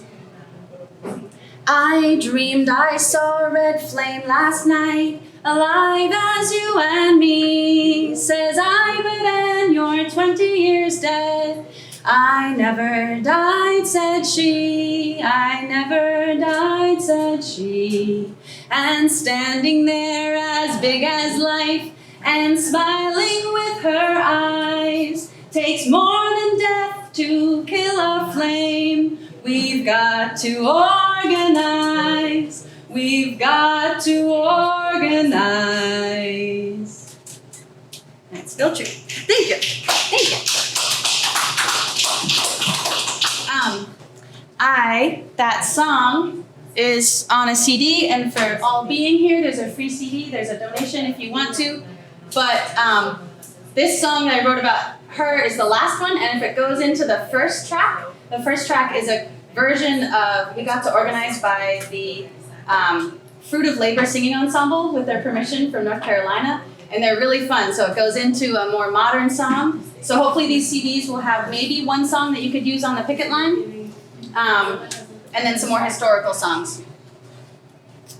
There's a photo there that's missing. So, talking about Lawrence. Edith Berkman. Have folks heard the name Edith Berkman? So Anne was good friends with her. I had a feeling. Amazing. So this young woman was an amazing organizer. And they tried over and over and over to deport her. And they did jail her. She got out. They raised $5,000 bail, which is a huge amount back in 1931. And she was able to negotiate that strike, but then the company did some stuff later. But then she went on hunger strike, and what I had here was a kind of editorial from my grandmother saying, hey, workers, we should support Edith Berkman. We should all try to get her out because she's one of us. We need to stand together. But she has this line. Anne says, everybody put your shoulder to the wheel and let's go over the top. I just really love that line. It just speaks to my heart. All right, so I wanted to read just a couple of excerpts from her autobiography. So This is talking about the 1931 strike and how efficiency experts were one of the big frustrations. And if you can imagine Amazon now, like you can't take breaks, like you can't go to the bathroom. It's the same, different century, pardon my French. So these were efficiency experts were standing at the machines with a stopwatch to time the motion of the workers and recommending how much more work could be squeezed from each worker. They also wanted to take away the wage cut and recognize National Textile Workers Union, so they wanted recognition for their union. On February 25th, a squad of police raided the headquarters of National Textile Workers Union on Essex Street and arrested Pat Devine, who was alone at the office at that time. The police returned at noon when the strike committee was in session and with drawn clubs burst into the hall. They placed Edith Berkman under arrest, and when the strikers protested, they began clubbing people indiscriminately. Many strikers were savagely clubbed on their heads and were led to the street with blood streaming down their faces. They were quickly whisked away to the police station. She talks about all the different nationalities of people who were part of this organizing effort, but that they really went after the organizers and then worked with deportation. Same stuff, different century. So using deportation has been a long tactic, right? This is really interesting. Since a lot of the strikers were of the Catholic faith, priests were urged to get their flocks back into the mills. One priest told his parishioners that only the meek shall ever enter the kingdom of heaven, and that they should be thankful that the American Woolen Company gave them an opportunity to work. This advice was given when the workers were engaged in a strike over inhuman speed-up and starvation wages. A reverend named James MacDonald labeled Edith Berkman as the red flame with a red skirt and hellish tongue. He said that they should be run out of town, that they were working hand in glove with Russia. I think she was Polish. I'm pretty not sure she was not Russian. Was Polish, yeah. And this reverend encouraged his Christians to go back to work. The strikers told their priest that he should take care of their souls and they would take care of their union affairs. However, the press picked up the label Red Flame and used it when writing about Edith Berkman. Our union called upon the strikers to hold firm on their mass picketing every morning. We had a unique way of rallying the workers to the picket lines. The strikers would go into the courtyard in the congested working class neighborhoods and bang on dishpans with wooden spoons, thus waking up the strikers for early morning picket line. She talks about one day where there had 3 rounds of picket lines broken up by the police. They went in the morning, they were broken up by the police. Came back at noon, got broken up. Another wave at 5 o'clock, broken up. So just this kind of perseverance that I am in total awe of. The mills, I don't know if folks are aware of this, according to my grandmother, that they were arguing that the Southern mills was making the wage cut necessary and they had to do the wage cut to stay competitive with the market. But at the same time they were presenting this argument, they were preparing to move their mills south. And what they did not tell the public was that the many directors of the mills in the north and south were one and the same. And we see that today as well, where it's the same parent company pitting some workers against other workers. So I think that that's an interesting reflection that continues. And just in general, that the workers going on strike in the 30s, they did win some of their demands, but it also disproved that workers won't go on strike during a crisis and that they will push through. And I think that we've seen that a lot during the pandemic, that a crisis does not mean that we're going to stop organizing. And I think that we should definitely keep organizing. There's another cool picture there. So these are some lessons that I have learned, and take them for what you will. You can take them, leave them if they work for you. But really staying connected. She was connected to a lot of different organizers, different nationalities, different languages.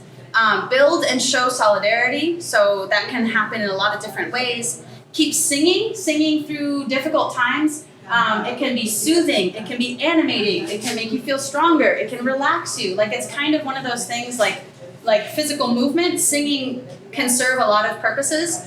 And to that end, I'm very slowly starting a labor chorus in Western Massachusetts in Nipmuc lands. And we have our second practice this Friday in a mill building. And the acoustics, we were in, in United Auto Workers, I'm a teacher, and we were in the office getting to know each other, and then we thought, you know, we should go sing in the hallway, because it's like this big mill building, and there's no more machines. You know, they used to be really noisy, they used to be polluted, and now we're singing in them. So I really think that change is possible, and singing is it's more than fluff. It's powerful. All right, so if you will do me the honor, if you choose, no pressure. So Solidarity Forever is a long song, but I have a little remix, taking some of the melody from Which Side Are You On? So I'll sing it and sing it again, and you can sing with me. Solidarity forever. Solidarity forever. Together we are resilient. Together we are resilient. Solidarity forever. Solidarity forever. For the movement makes us strong. For the movement makes us strong. In our hands is placed a power greater than their hoarded gold, greater than the might of armies magnified 1,000-fold. We can bring to birth a new world from the ashes of the old, for the movement makes us strong. Solidarity forever, together we are resilient. Solidarity forever, for the movement makes us strong. Thank you all.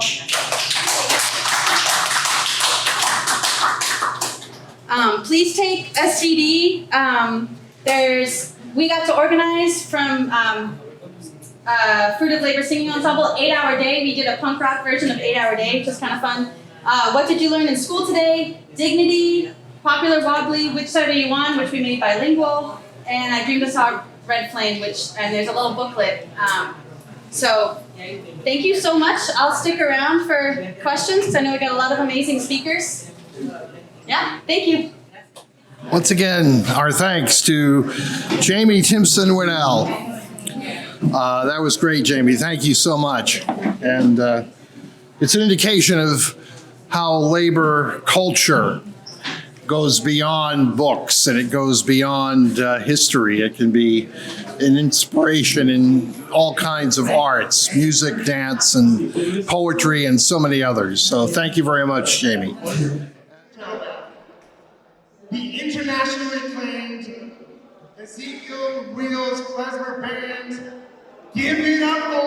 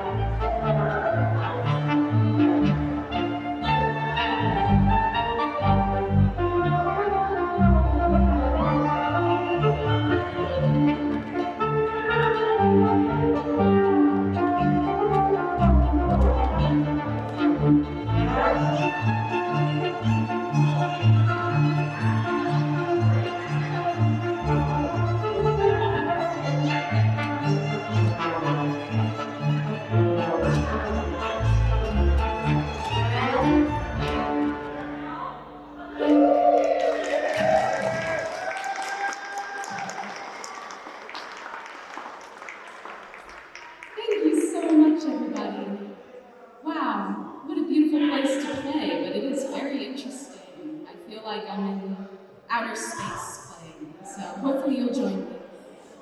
So our next tune that we're going to do is a Yiddish song called Fischerlied, which means fisherman's song. And it's all about a fisherman going out to sea to look for fish to eat. And then the singer of the song is comparing her life to the fisherman. She says, "Just like the fisherman wants to find the fish, I want to find my love." And because this is a Jewish Yiddish song, neither the fisherman nor the woman find what they're looking for. So, but you know, they make allegedly that they make lemonade out of lemons. So.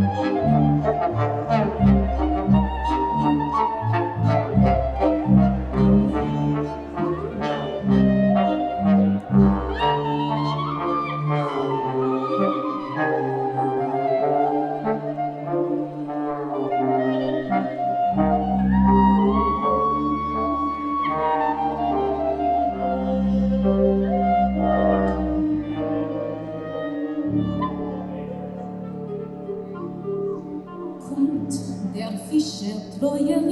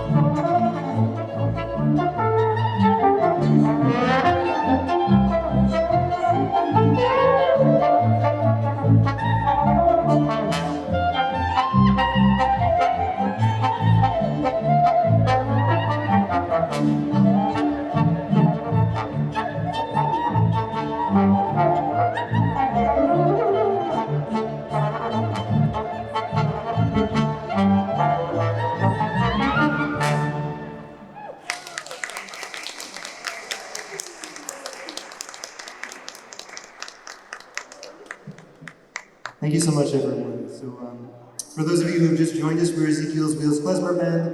It is such a pleasure to be back here. So, we're going to finish this set off with some dance music, and we know that people are sitting or standing behind your booths. If you want to get up and dance, this is your moment. And if you don't, that's cool. It's been a pleasure spending some time with you. We're Ezekiel's Wheels Klezmer Band. If you took photos or videos, we love it. If you want to share them with us, you can find us at ewklezmer.com. Also on Facebook and Instagram and Grindr, wherever you want to find us. And that's it. Thanks so much for joining us. This is a set of Bulgars for you. Here we go.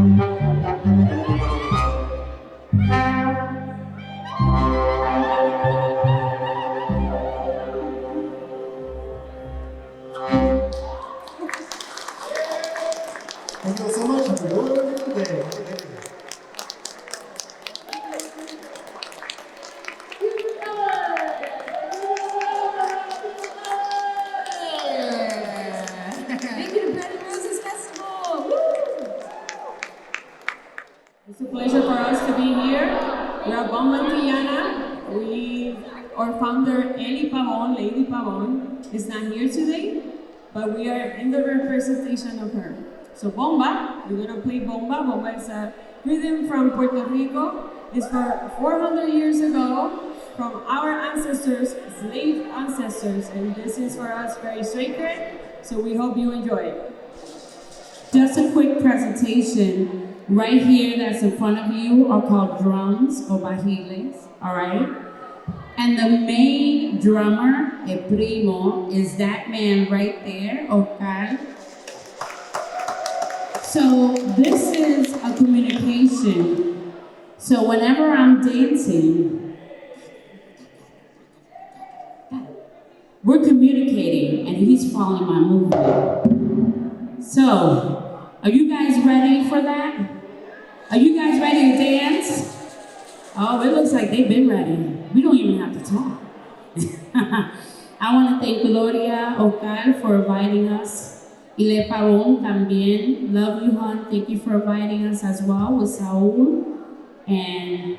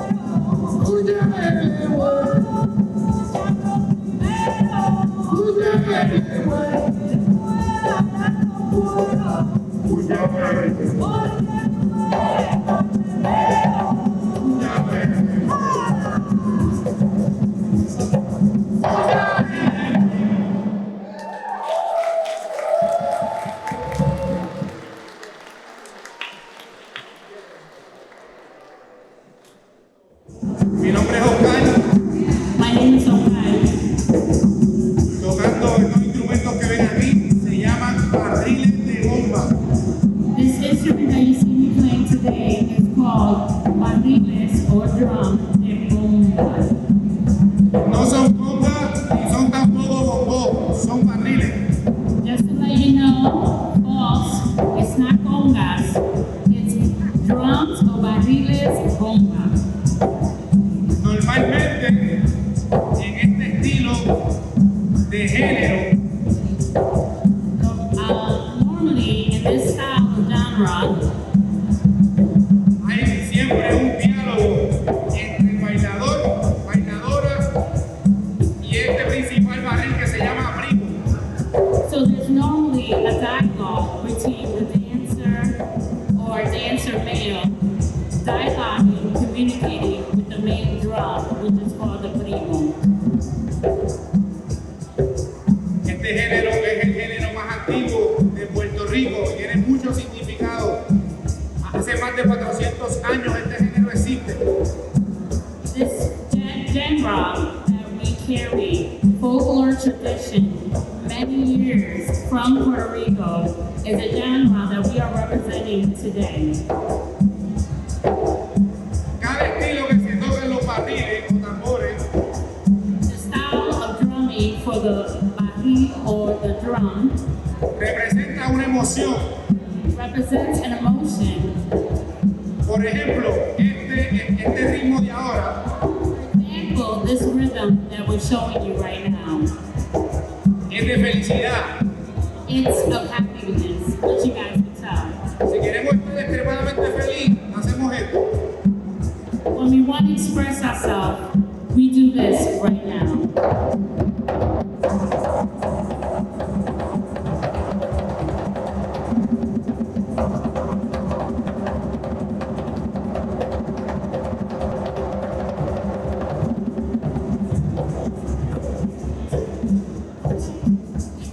Si queremos identificar que estamos tristes o molestos, When we feel upset or sad, this is how we express ourselves. hacemos este ritmo. We'll do the expression just like this.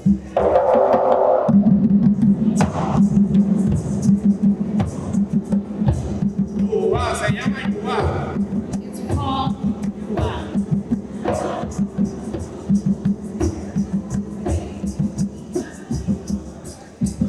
No sé si ustedes han escuchado lo que es la plena, ¿verdad? La plena puertorriqueña. Hay un ritmo que se llama holandés, que es parecido a la plena. This rhythm that you're gonna hear next, if you guys ever heard of it, it's called the plena. And this rhythm from bomba is just like the plena, and it's called holandés. Hace así. And it goes like this.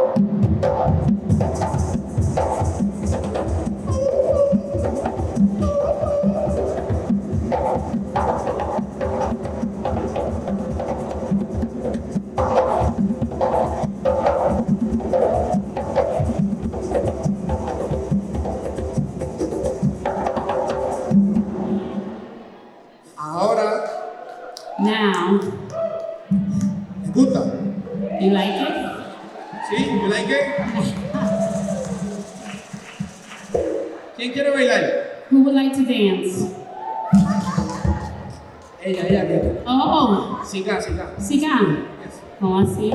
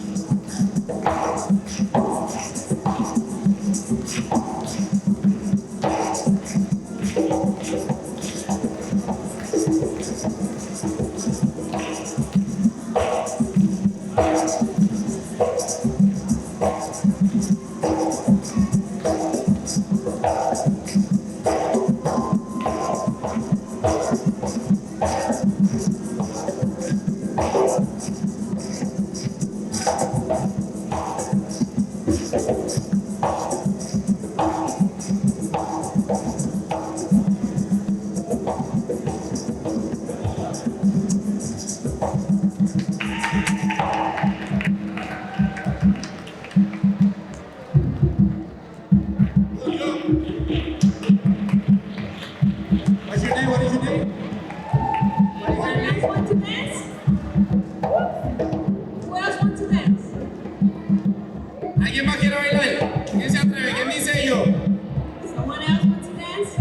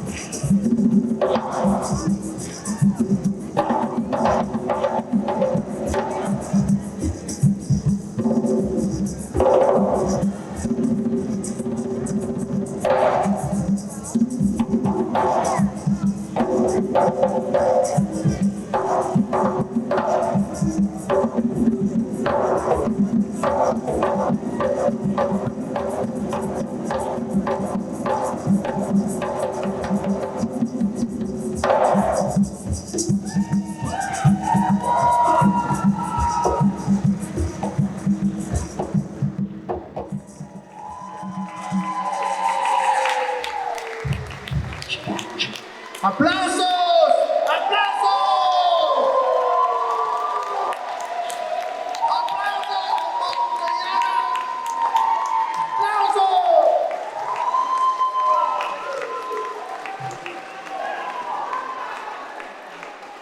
Gracias, gracias. Muy amables, gracias.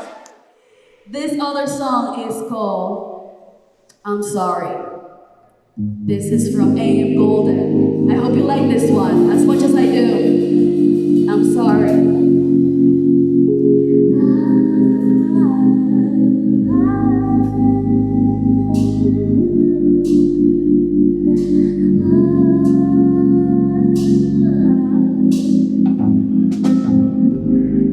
Can't stop so many times I lose my fight. They say tomorrow feelings might not be alright. Might be sunny if the weather makes us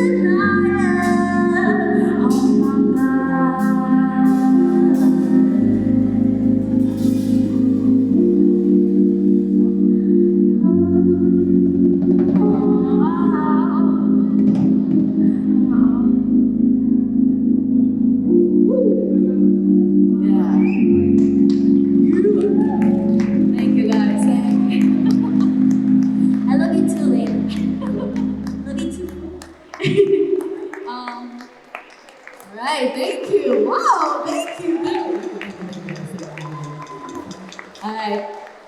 I still have a few songs. Let's make another cover. Do you guys know American Boy? One more song? Alright. One more song. Should we close with Honestly? Alright. Let's close with Honestly. Alright. Thank you so much for having us. This is Honestly. Time flew when you're having fun, I guess. This is my second single, and I'm planning on putting more music out soon. Honestly, I am golden. Honestly, I don't try to stand out of me. Don't even know if it's you or me. Get on the phone while I speak. I'm not even here, no. Honestly, I try my best to say less of me. Lost my respect and be mine at me. I wear my heart on my sleeve. Time to live, no. I don't know how all the time should run. Though you're the one, but it's hard to know. No more excuses for shedding. Finally, hey, I heard you laughing and it's not okay. You think it's funny, but not today. Why am I questioning this? It's more like this, no. Again, not gonna listen, I'ma chill instead. Why is it so hard for you to understand? Forget the was you and me. It's more like this, no. I don't know how all the time to run. So you're the one, but it's hard to know. No more excuses for shedding tears. Finally.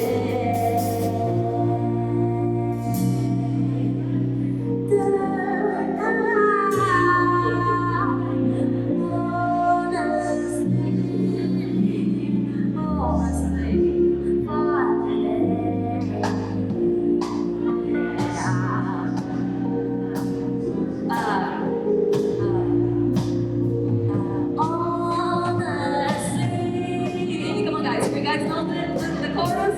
Let's go, let's go, let's go. Hey. I don't know how all it does to run. Though you're the one, but it's hard to know.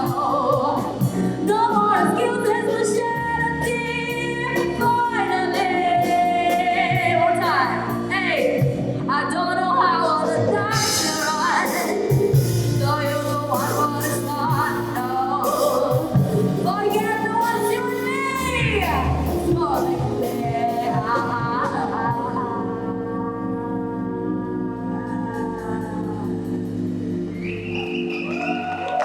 Alright, thank you.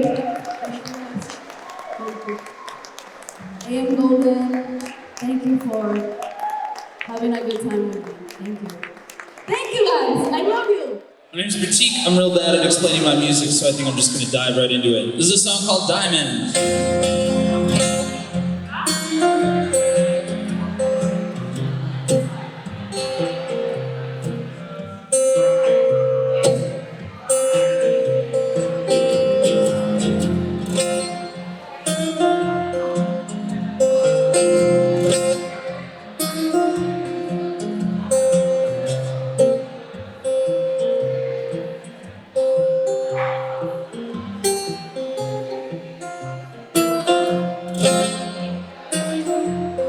Though you tell me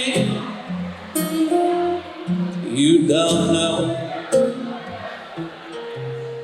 how it burns to cry alone when the sunset fades. All you've got are the tear-stained sheets and your racing thoughts. There's always strings left untied. There's always one more last goodbye. When this world will break you, if you don't, allow your knees to hit the floor. Stars ain't diamonds, rain ain't tears, love don't last 1,000 years. We build our walls, we lock our gates.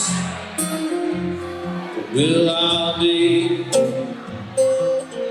in the dirt someday.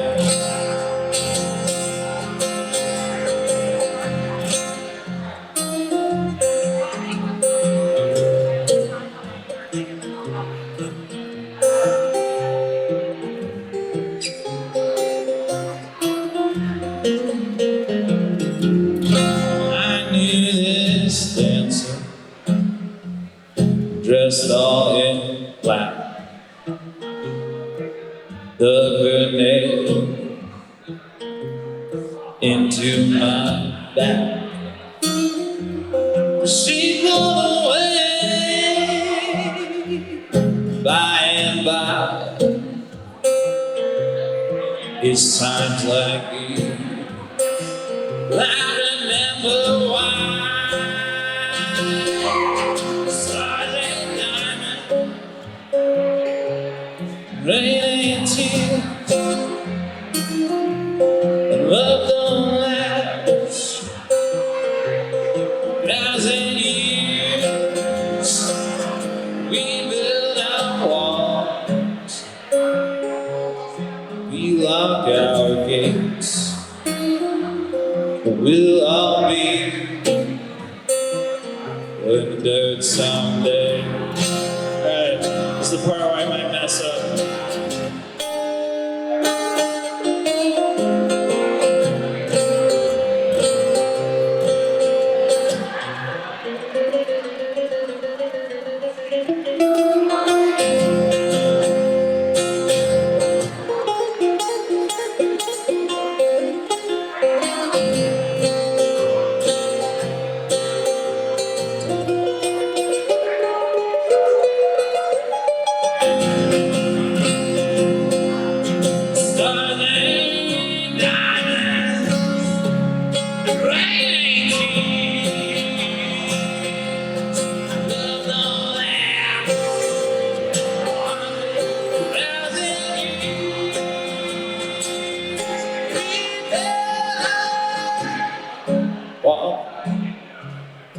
We lock our gates.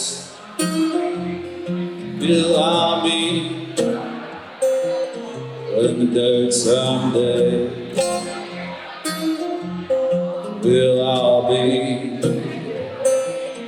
in the dirt someday.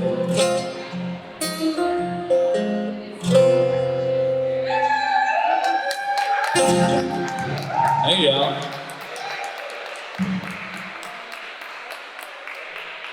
This song is called Diamonds. It's gonna be on an album that I'm releasing next year. But if you're like me and you like vintage audio systems, I do have it available on CD. CDs are over 30 years old now, so I'm pretty sure they qualify as vintage. I think that's the rule. How many folks here have dogs or other kinds of pets? Raise your hand. Leave I hear you say pitbull? Oh, gecko. This one's dedicated to all the dog owners and really just all the pet owners who wish that they could trade places with their pet. Because bills and taxes are exhausting. This song's called If I Were a Dog. If I were a dog, if I were a dog, I'd piss on every tree stump, bark at every log, but I'm just a man. I'm just a man. Just a man who's wishing that he was a dog. I'm gonna run around the garden, make friends with all the bugs and snakes. I wanna throw up on the carpet. I wanna spend an hour chasing my own tail. If I were a dog, if I were a dog, with fleas upon my back and grass beneath my paw, well, I wouldn't have to sing this song about all the things I do if I were a dog.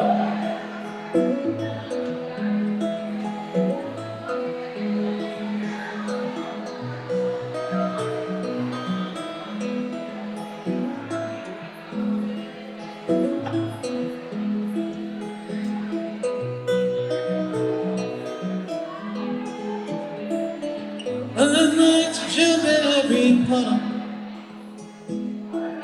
and howl in every star-filled sky.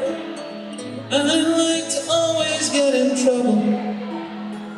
I'd like to be somebody's friend till the day I die. If I were a dog, if I were a dog, I'd piss on every tree stump, bark at every log, but I'm just a man, with a house and a job, and I'd throw it all away, be a dog. Yeah, I'd throw it all away, be a dog. Yeah, I'd throw it all away, be a dog.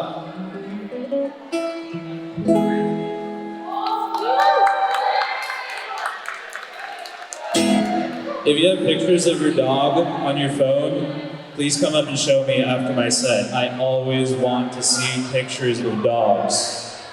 They're adorable.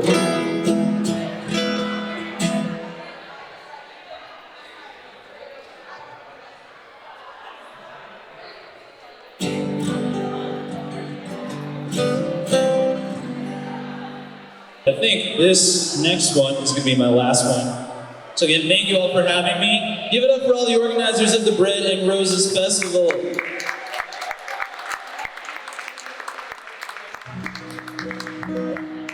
I'm really honored to be a part of this festival because there's a lot of events on Labor Day. There's a lot of festivals and shows on Labor Day. This is one of the few that I've been a part of personally that actually has to do with labor rights. And I absolutely love that.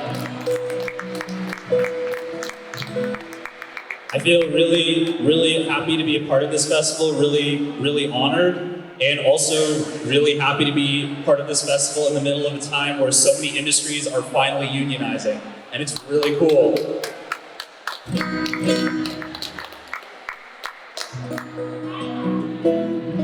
Anyway, like I said, this one's gonna be my last song. My name's Pratik. You can follow me on all the social media platforms. You can buy my music if you're so inclined. I have some merchandise for sale. Just come talk to me about it after my set. I promise I don't bite. The song's called Springtime.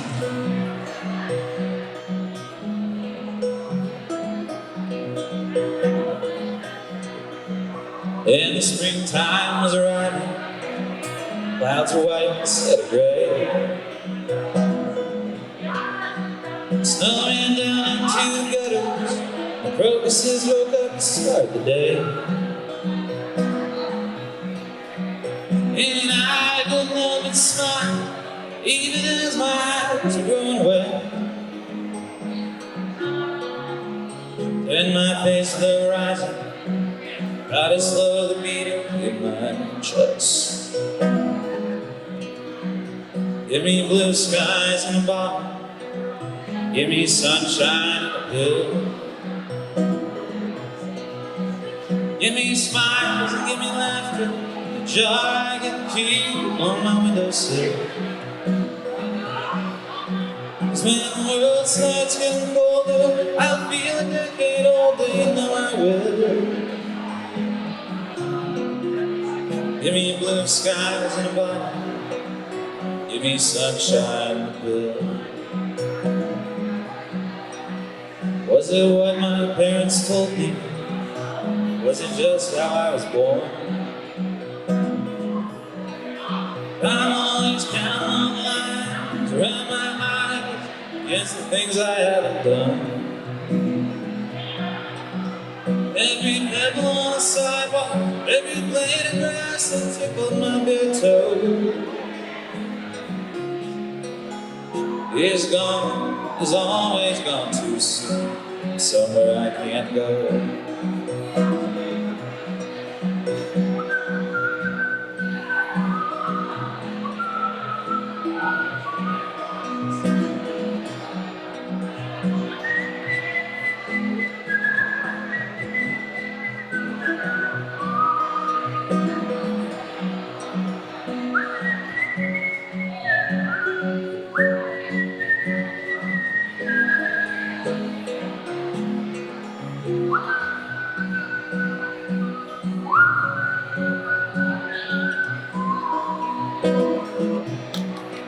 Thank you.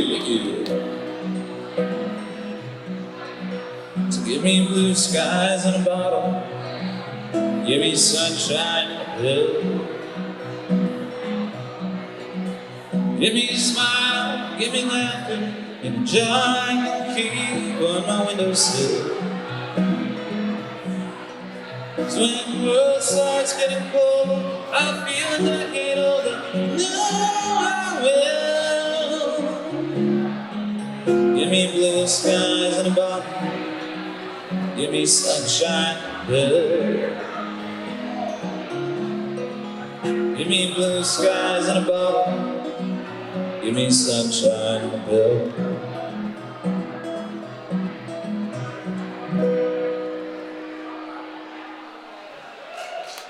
Thank you all so much. My name is Pratik. Thanks for having me. Keep it going, Mario!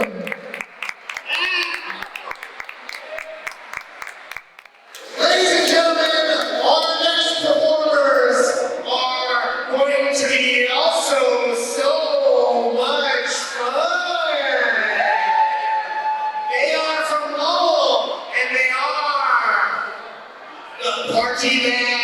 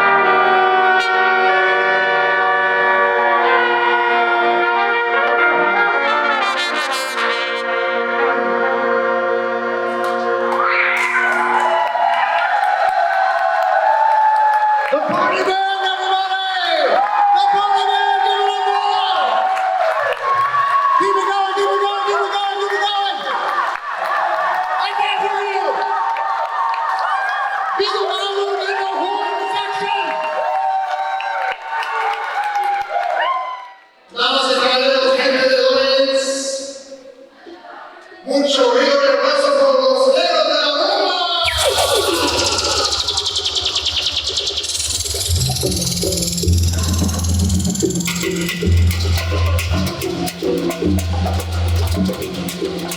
Buenas tardes, nosotros somos los negros de la rumba, el primer movimiento salsero de todo Massachusetts. Gracias por la invitación hoy a esta gran actividad, muy linda la actividad, y espero que disfruten de nuestra participación. Somos los negros de la rumba, con ustedes Miguel López. Good afternoon, everybody. Thank you all for the opportunity. For us, los negros de la rumba, it's a pleasure to be here. We're out from Lawrence. We love salsa, and we hope you enjoy this time with us. Check it out.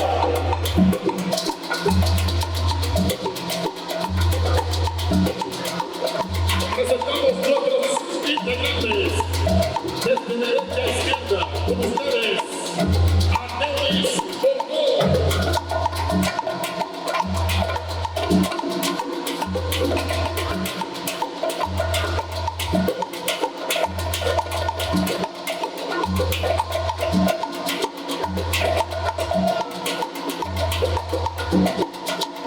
En el timón, el maestro Andrés.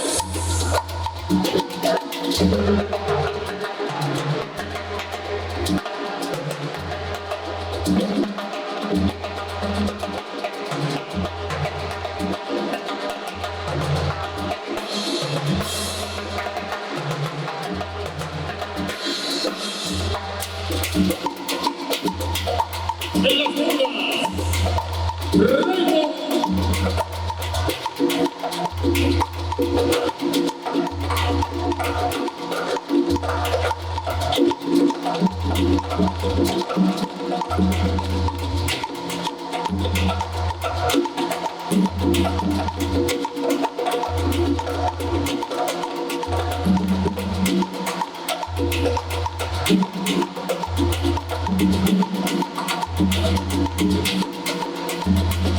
Un saludo de este lado, Miguel y Anthony, Salsa Libre. Espero que disfruten de nuestra participación.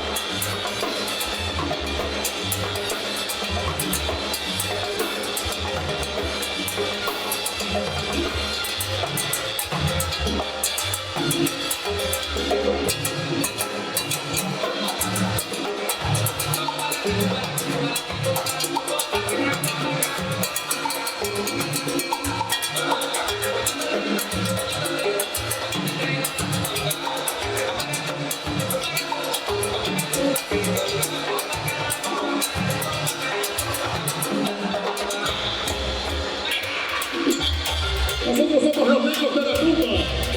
Primer movimiento salsero de todo Massachusetts. Espero que estén disfrutando de nuestra participación.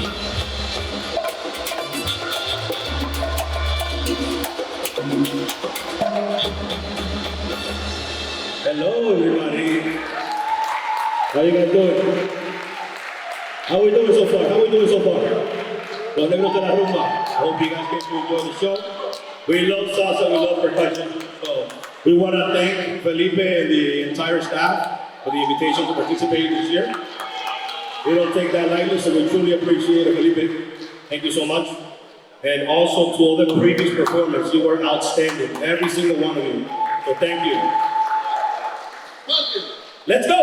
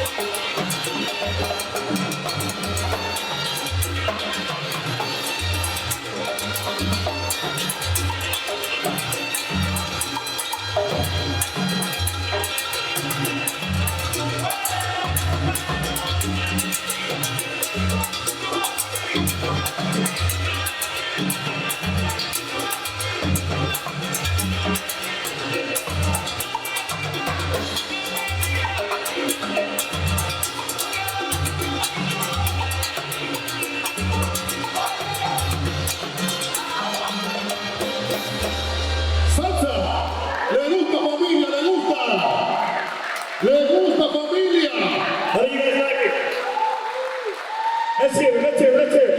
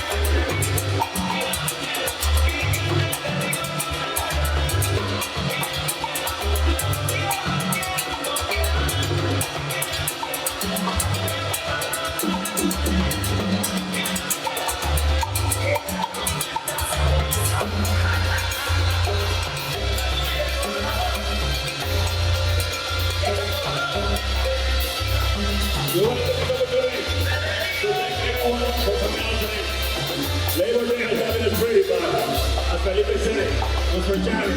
Thank you for making it. Thank you for supporting us. Thank you again, Felipe, for the opportunity. We appreciate you guys. Thank you to put this together. If you haven't bought a t-shirt, step up to the table and grab one. We're going to continue the Zumba this afternoon at Manaya Zuluberry Street. So if you want to continue to listen to this, we're going to be playing all afternoon.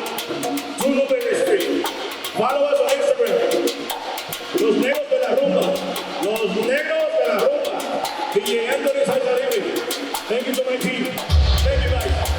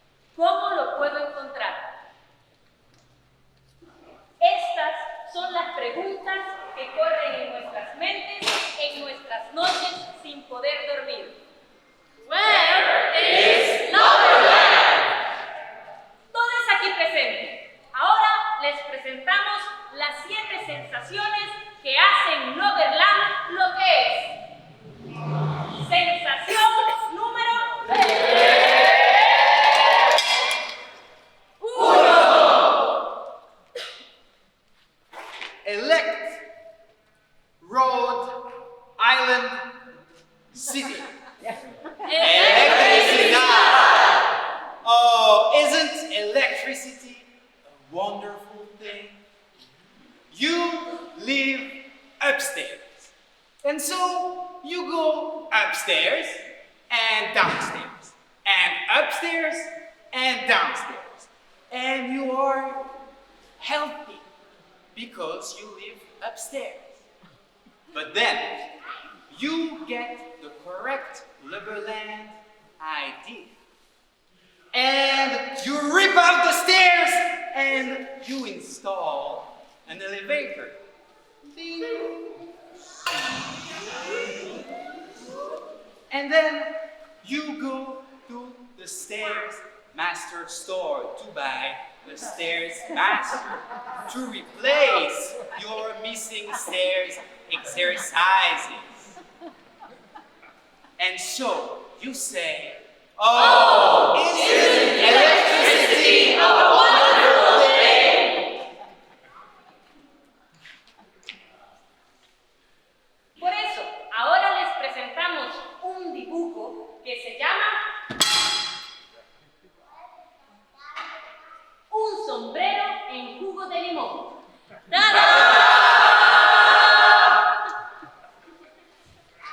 Sensación número 2. De gran rebus. Supermercado. Oh, no es el supermercado una cosa maravillosa. Tú vives debajo de un manzano y ese manzano produce tantas manzanas que no sabes qué hacer. Entonces vas al supermercado y le das tu plata y el supermercado te da manzanas a cambio. Entonces tú dices, oh, no es el supermercado una cosa maravillosa. Y por eso ahora les mostramos el dibujo que se llama mecánico deprimido adentro de una caja de cartón. Sensación número 3.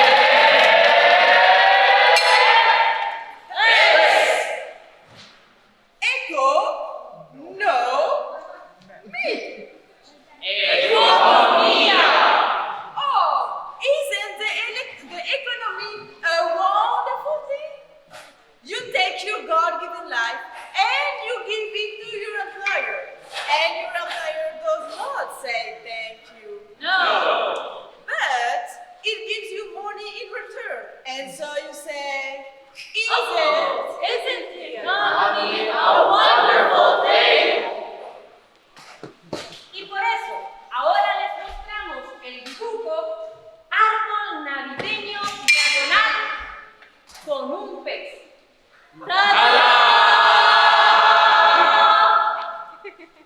Sensación número 4.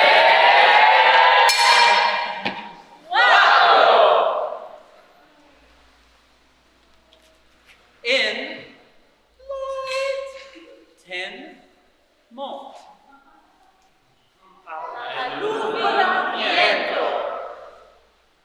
Oh, isn't enlightenment a wonderful thing? You turn on the light and your brain is enlightened. But you turn off the light and your brain is in the dark. But then you turn off the dark and your brain is in the light. And so you say, Oh, isn't enlightenment a wonderful thing? Y por eso, ahora les presentamos un dibujo que se llama Rodilla Solitaria. Sensación número 5.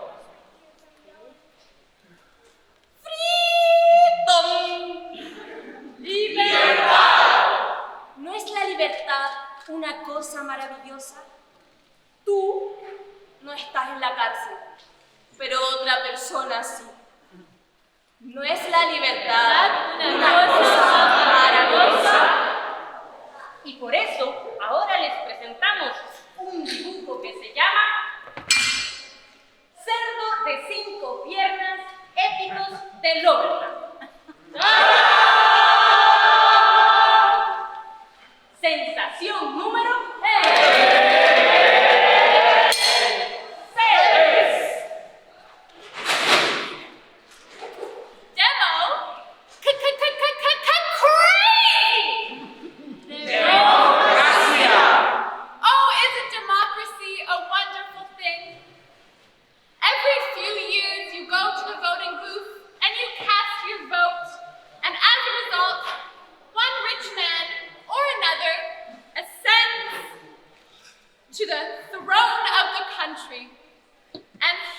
allows the mountains and the valleys to exist for just a little longer.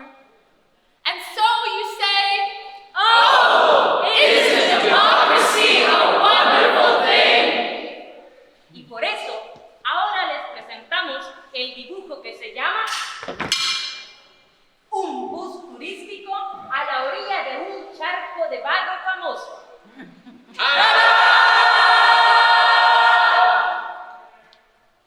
Sensación número 7.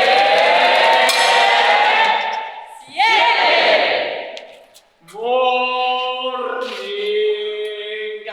Mañana. Oh, isn't the morning a wonderful thing? You get up and you do what you want, and the government protects your whatever you want, and the Defense Department eliminates buildings and cities and landscapes to defend your whatever you want. And so you say, oh, isn't the morning a wonderful thing? Y por eso, ahora les presentamos el dibujo que se llama atardecer sobre un mosquito.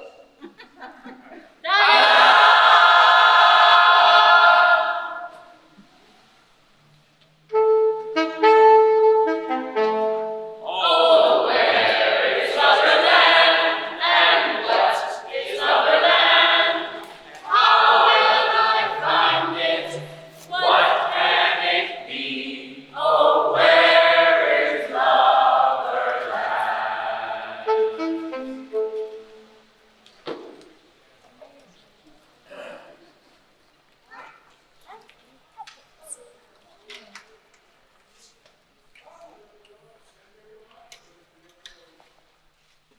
Damas y caballeros y todos los demás, ahora presentamos con ustedes Fuego. Ladies and gentlemen, and everyone else above and beyond, fire. Fire. Fire.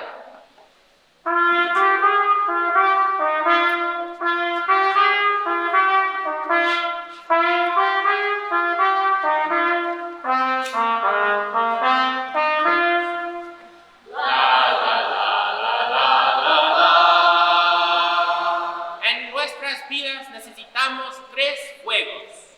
In our lives, we need 3 fires.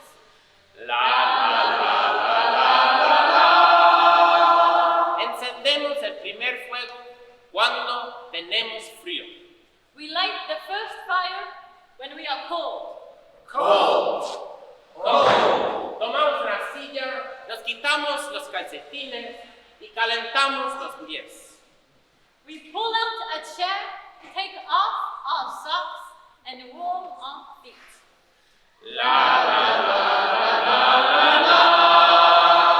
Encendemos el segundo fuego cuando tenemos hambre. We light the second fire when we are hungry. Tomamos una olla, lo llenamos con papas, zanahorias, cebolla, llenamos con agua y hacemos sopa. We take out a pot, throw in carrots, potatoes, whatever we've got, and we make soup.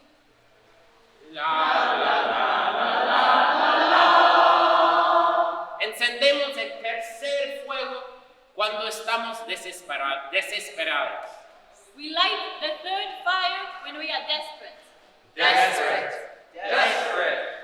Cuando nos sentamos en la oscuridad y no sabemos cuándo vendrá la luz. Because we sit in the dark, and who knows when it will be light again.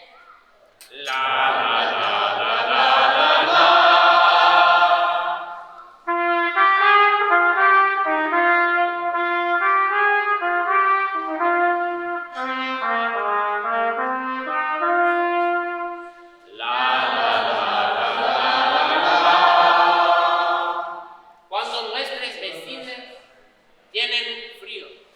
When our neighbors are cold. Les mandamos el primer fuego. We send them the first fire.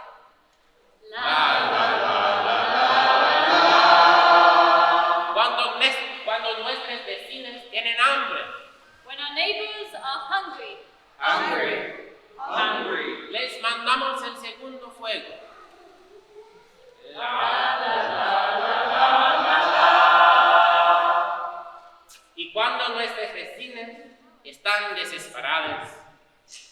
And when our neighbors are desperate, Les mandamos el tercer fuego.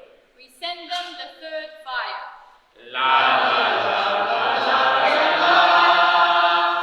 Pero luego, But then,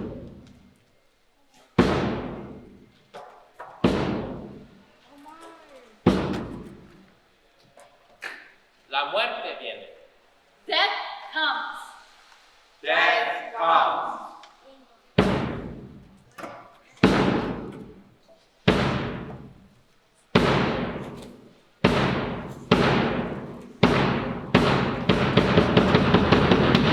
Él toma el primer fuego y le convierte en tanque. He takes the first fire and transforms it into a tank. Él toma el segundo fuego y lo convierte en avión. He takes the second fire and transforms it into an airplane. Él toma el tercer fuego y lo convierte en bomba. He takes the third fire and transforms it into a bomb. Y él va a donde nuestros vecinos. And he goes to our neighbors.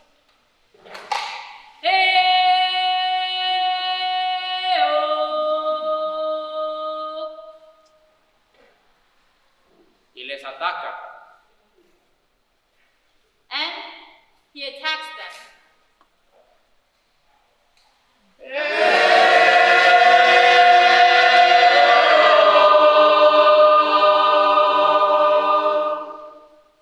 Y les mata. And he kills them.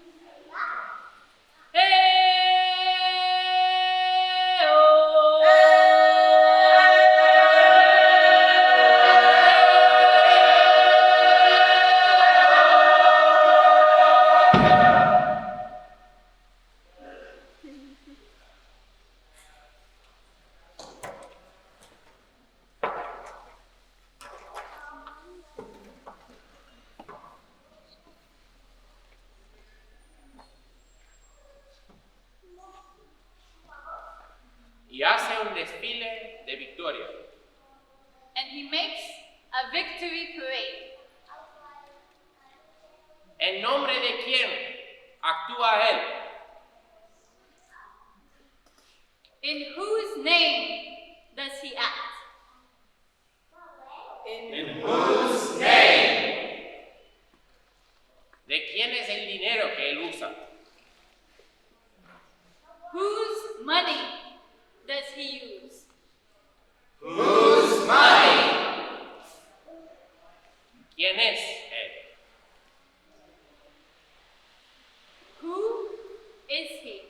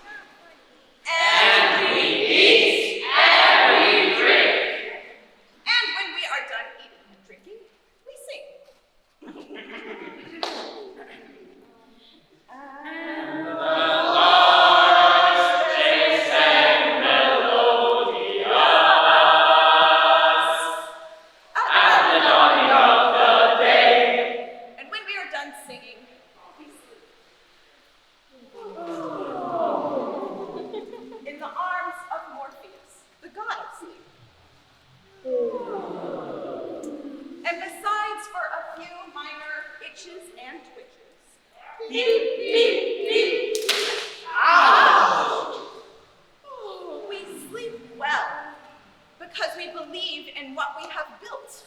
And why not? It's so concrete!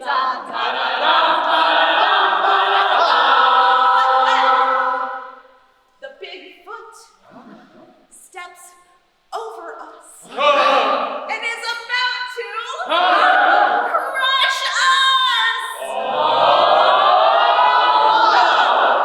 Don't let the Bigfoot crush you! Protest and survive! Thank you.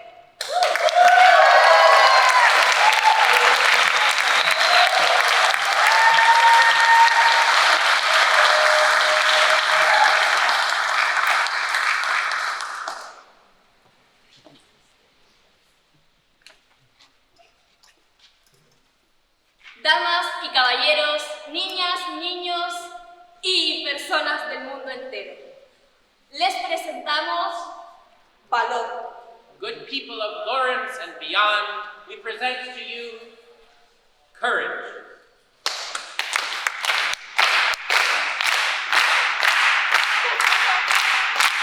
Valor desnudo.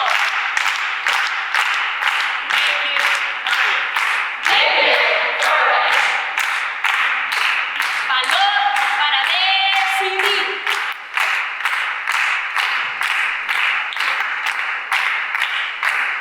Courage to decide.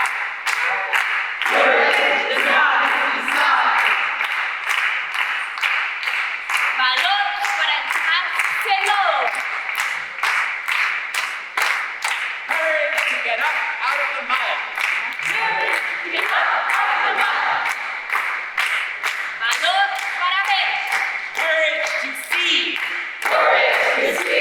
Valor para construir. Courage to build. Valor para no destruir. Courage not to destroy.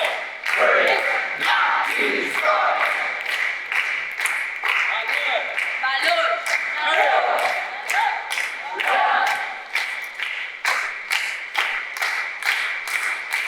Valor para pensar. Courage to think. Valor para repensar.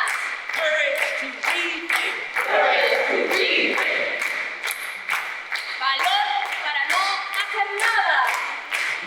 Courage to do nothing. Valor para intentarlo. Courage to give up. Valor para no intentarlo. Courage not to give up. Valor para hablar. Courage to speak. Valor para decidir. Courage to decide. Valor para tocar la puerta del gobierno. Courage to knock at the door of the government. Valor para destruir la puerta del gobierno. Courage to knock down the door of the government. Valor.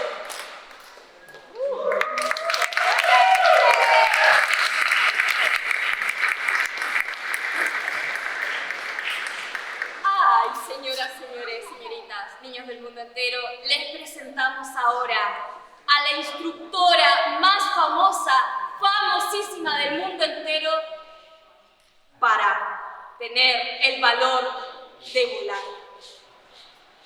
Allez hop, hop, hop, on va tous s'éparpiller pour une leçon de vol. Les distances de sécurité d'un bras. Hop, hop, hop. Ok, on est prêts? Et là! Et là! Et trois! C'est magnifique, magnifique! Continuez! Continuez! Envolez-vous! Oui!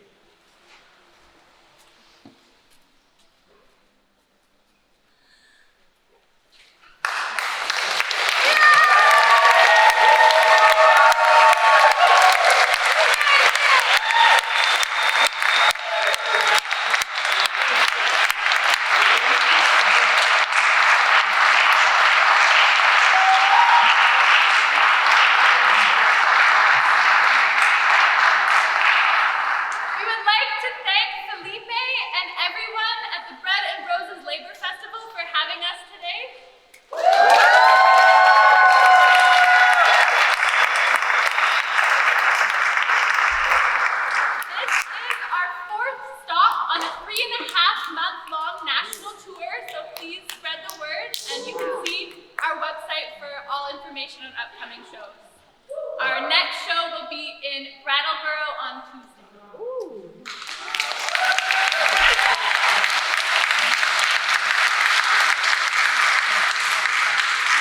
We will now serve Fred and Aioli right here on this stage. And last but not least, we here at Bread and Puppet still believe in one great nation, and that is the donation. So please visit one of our hats if you are able. Thank you.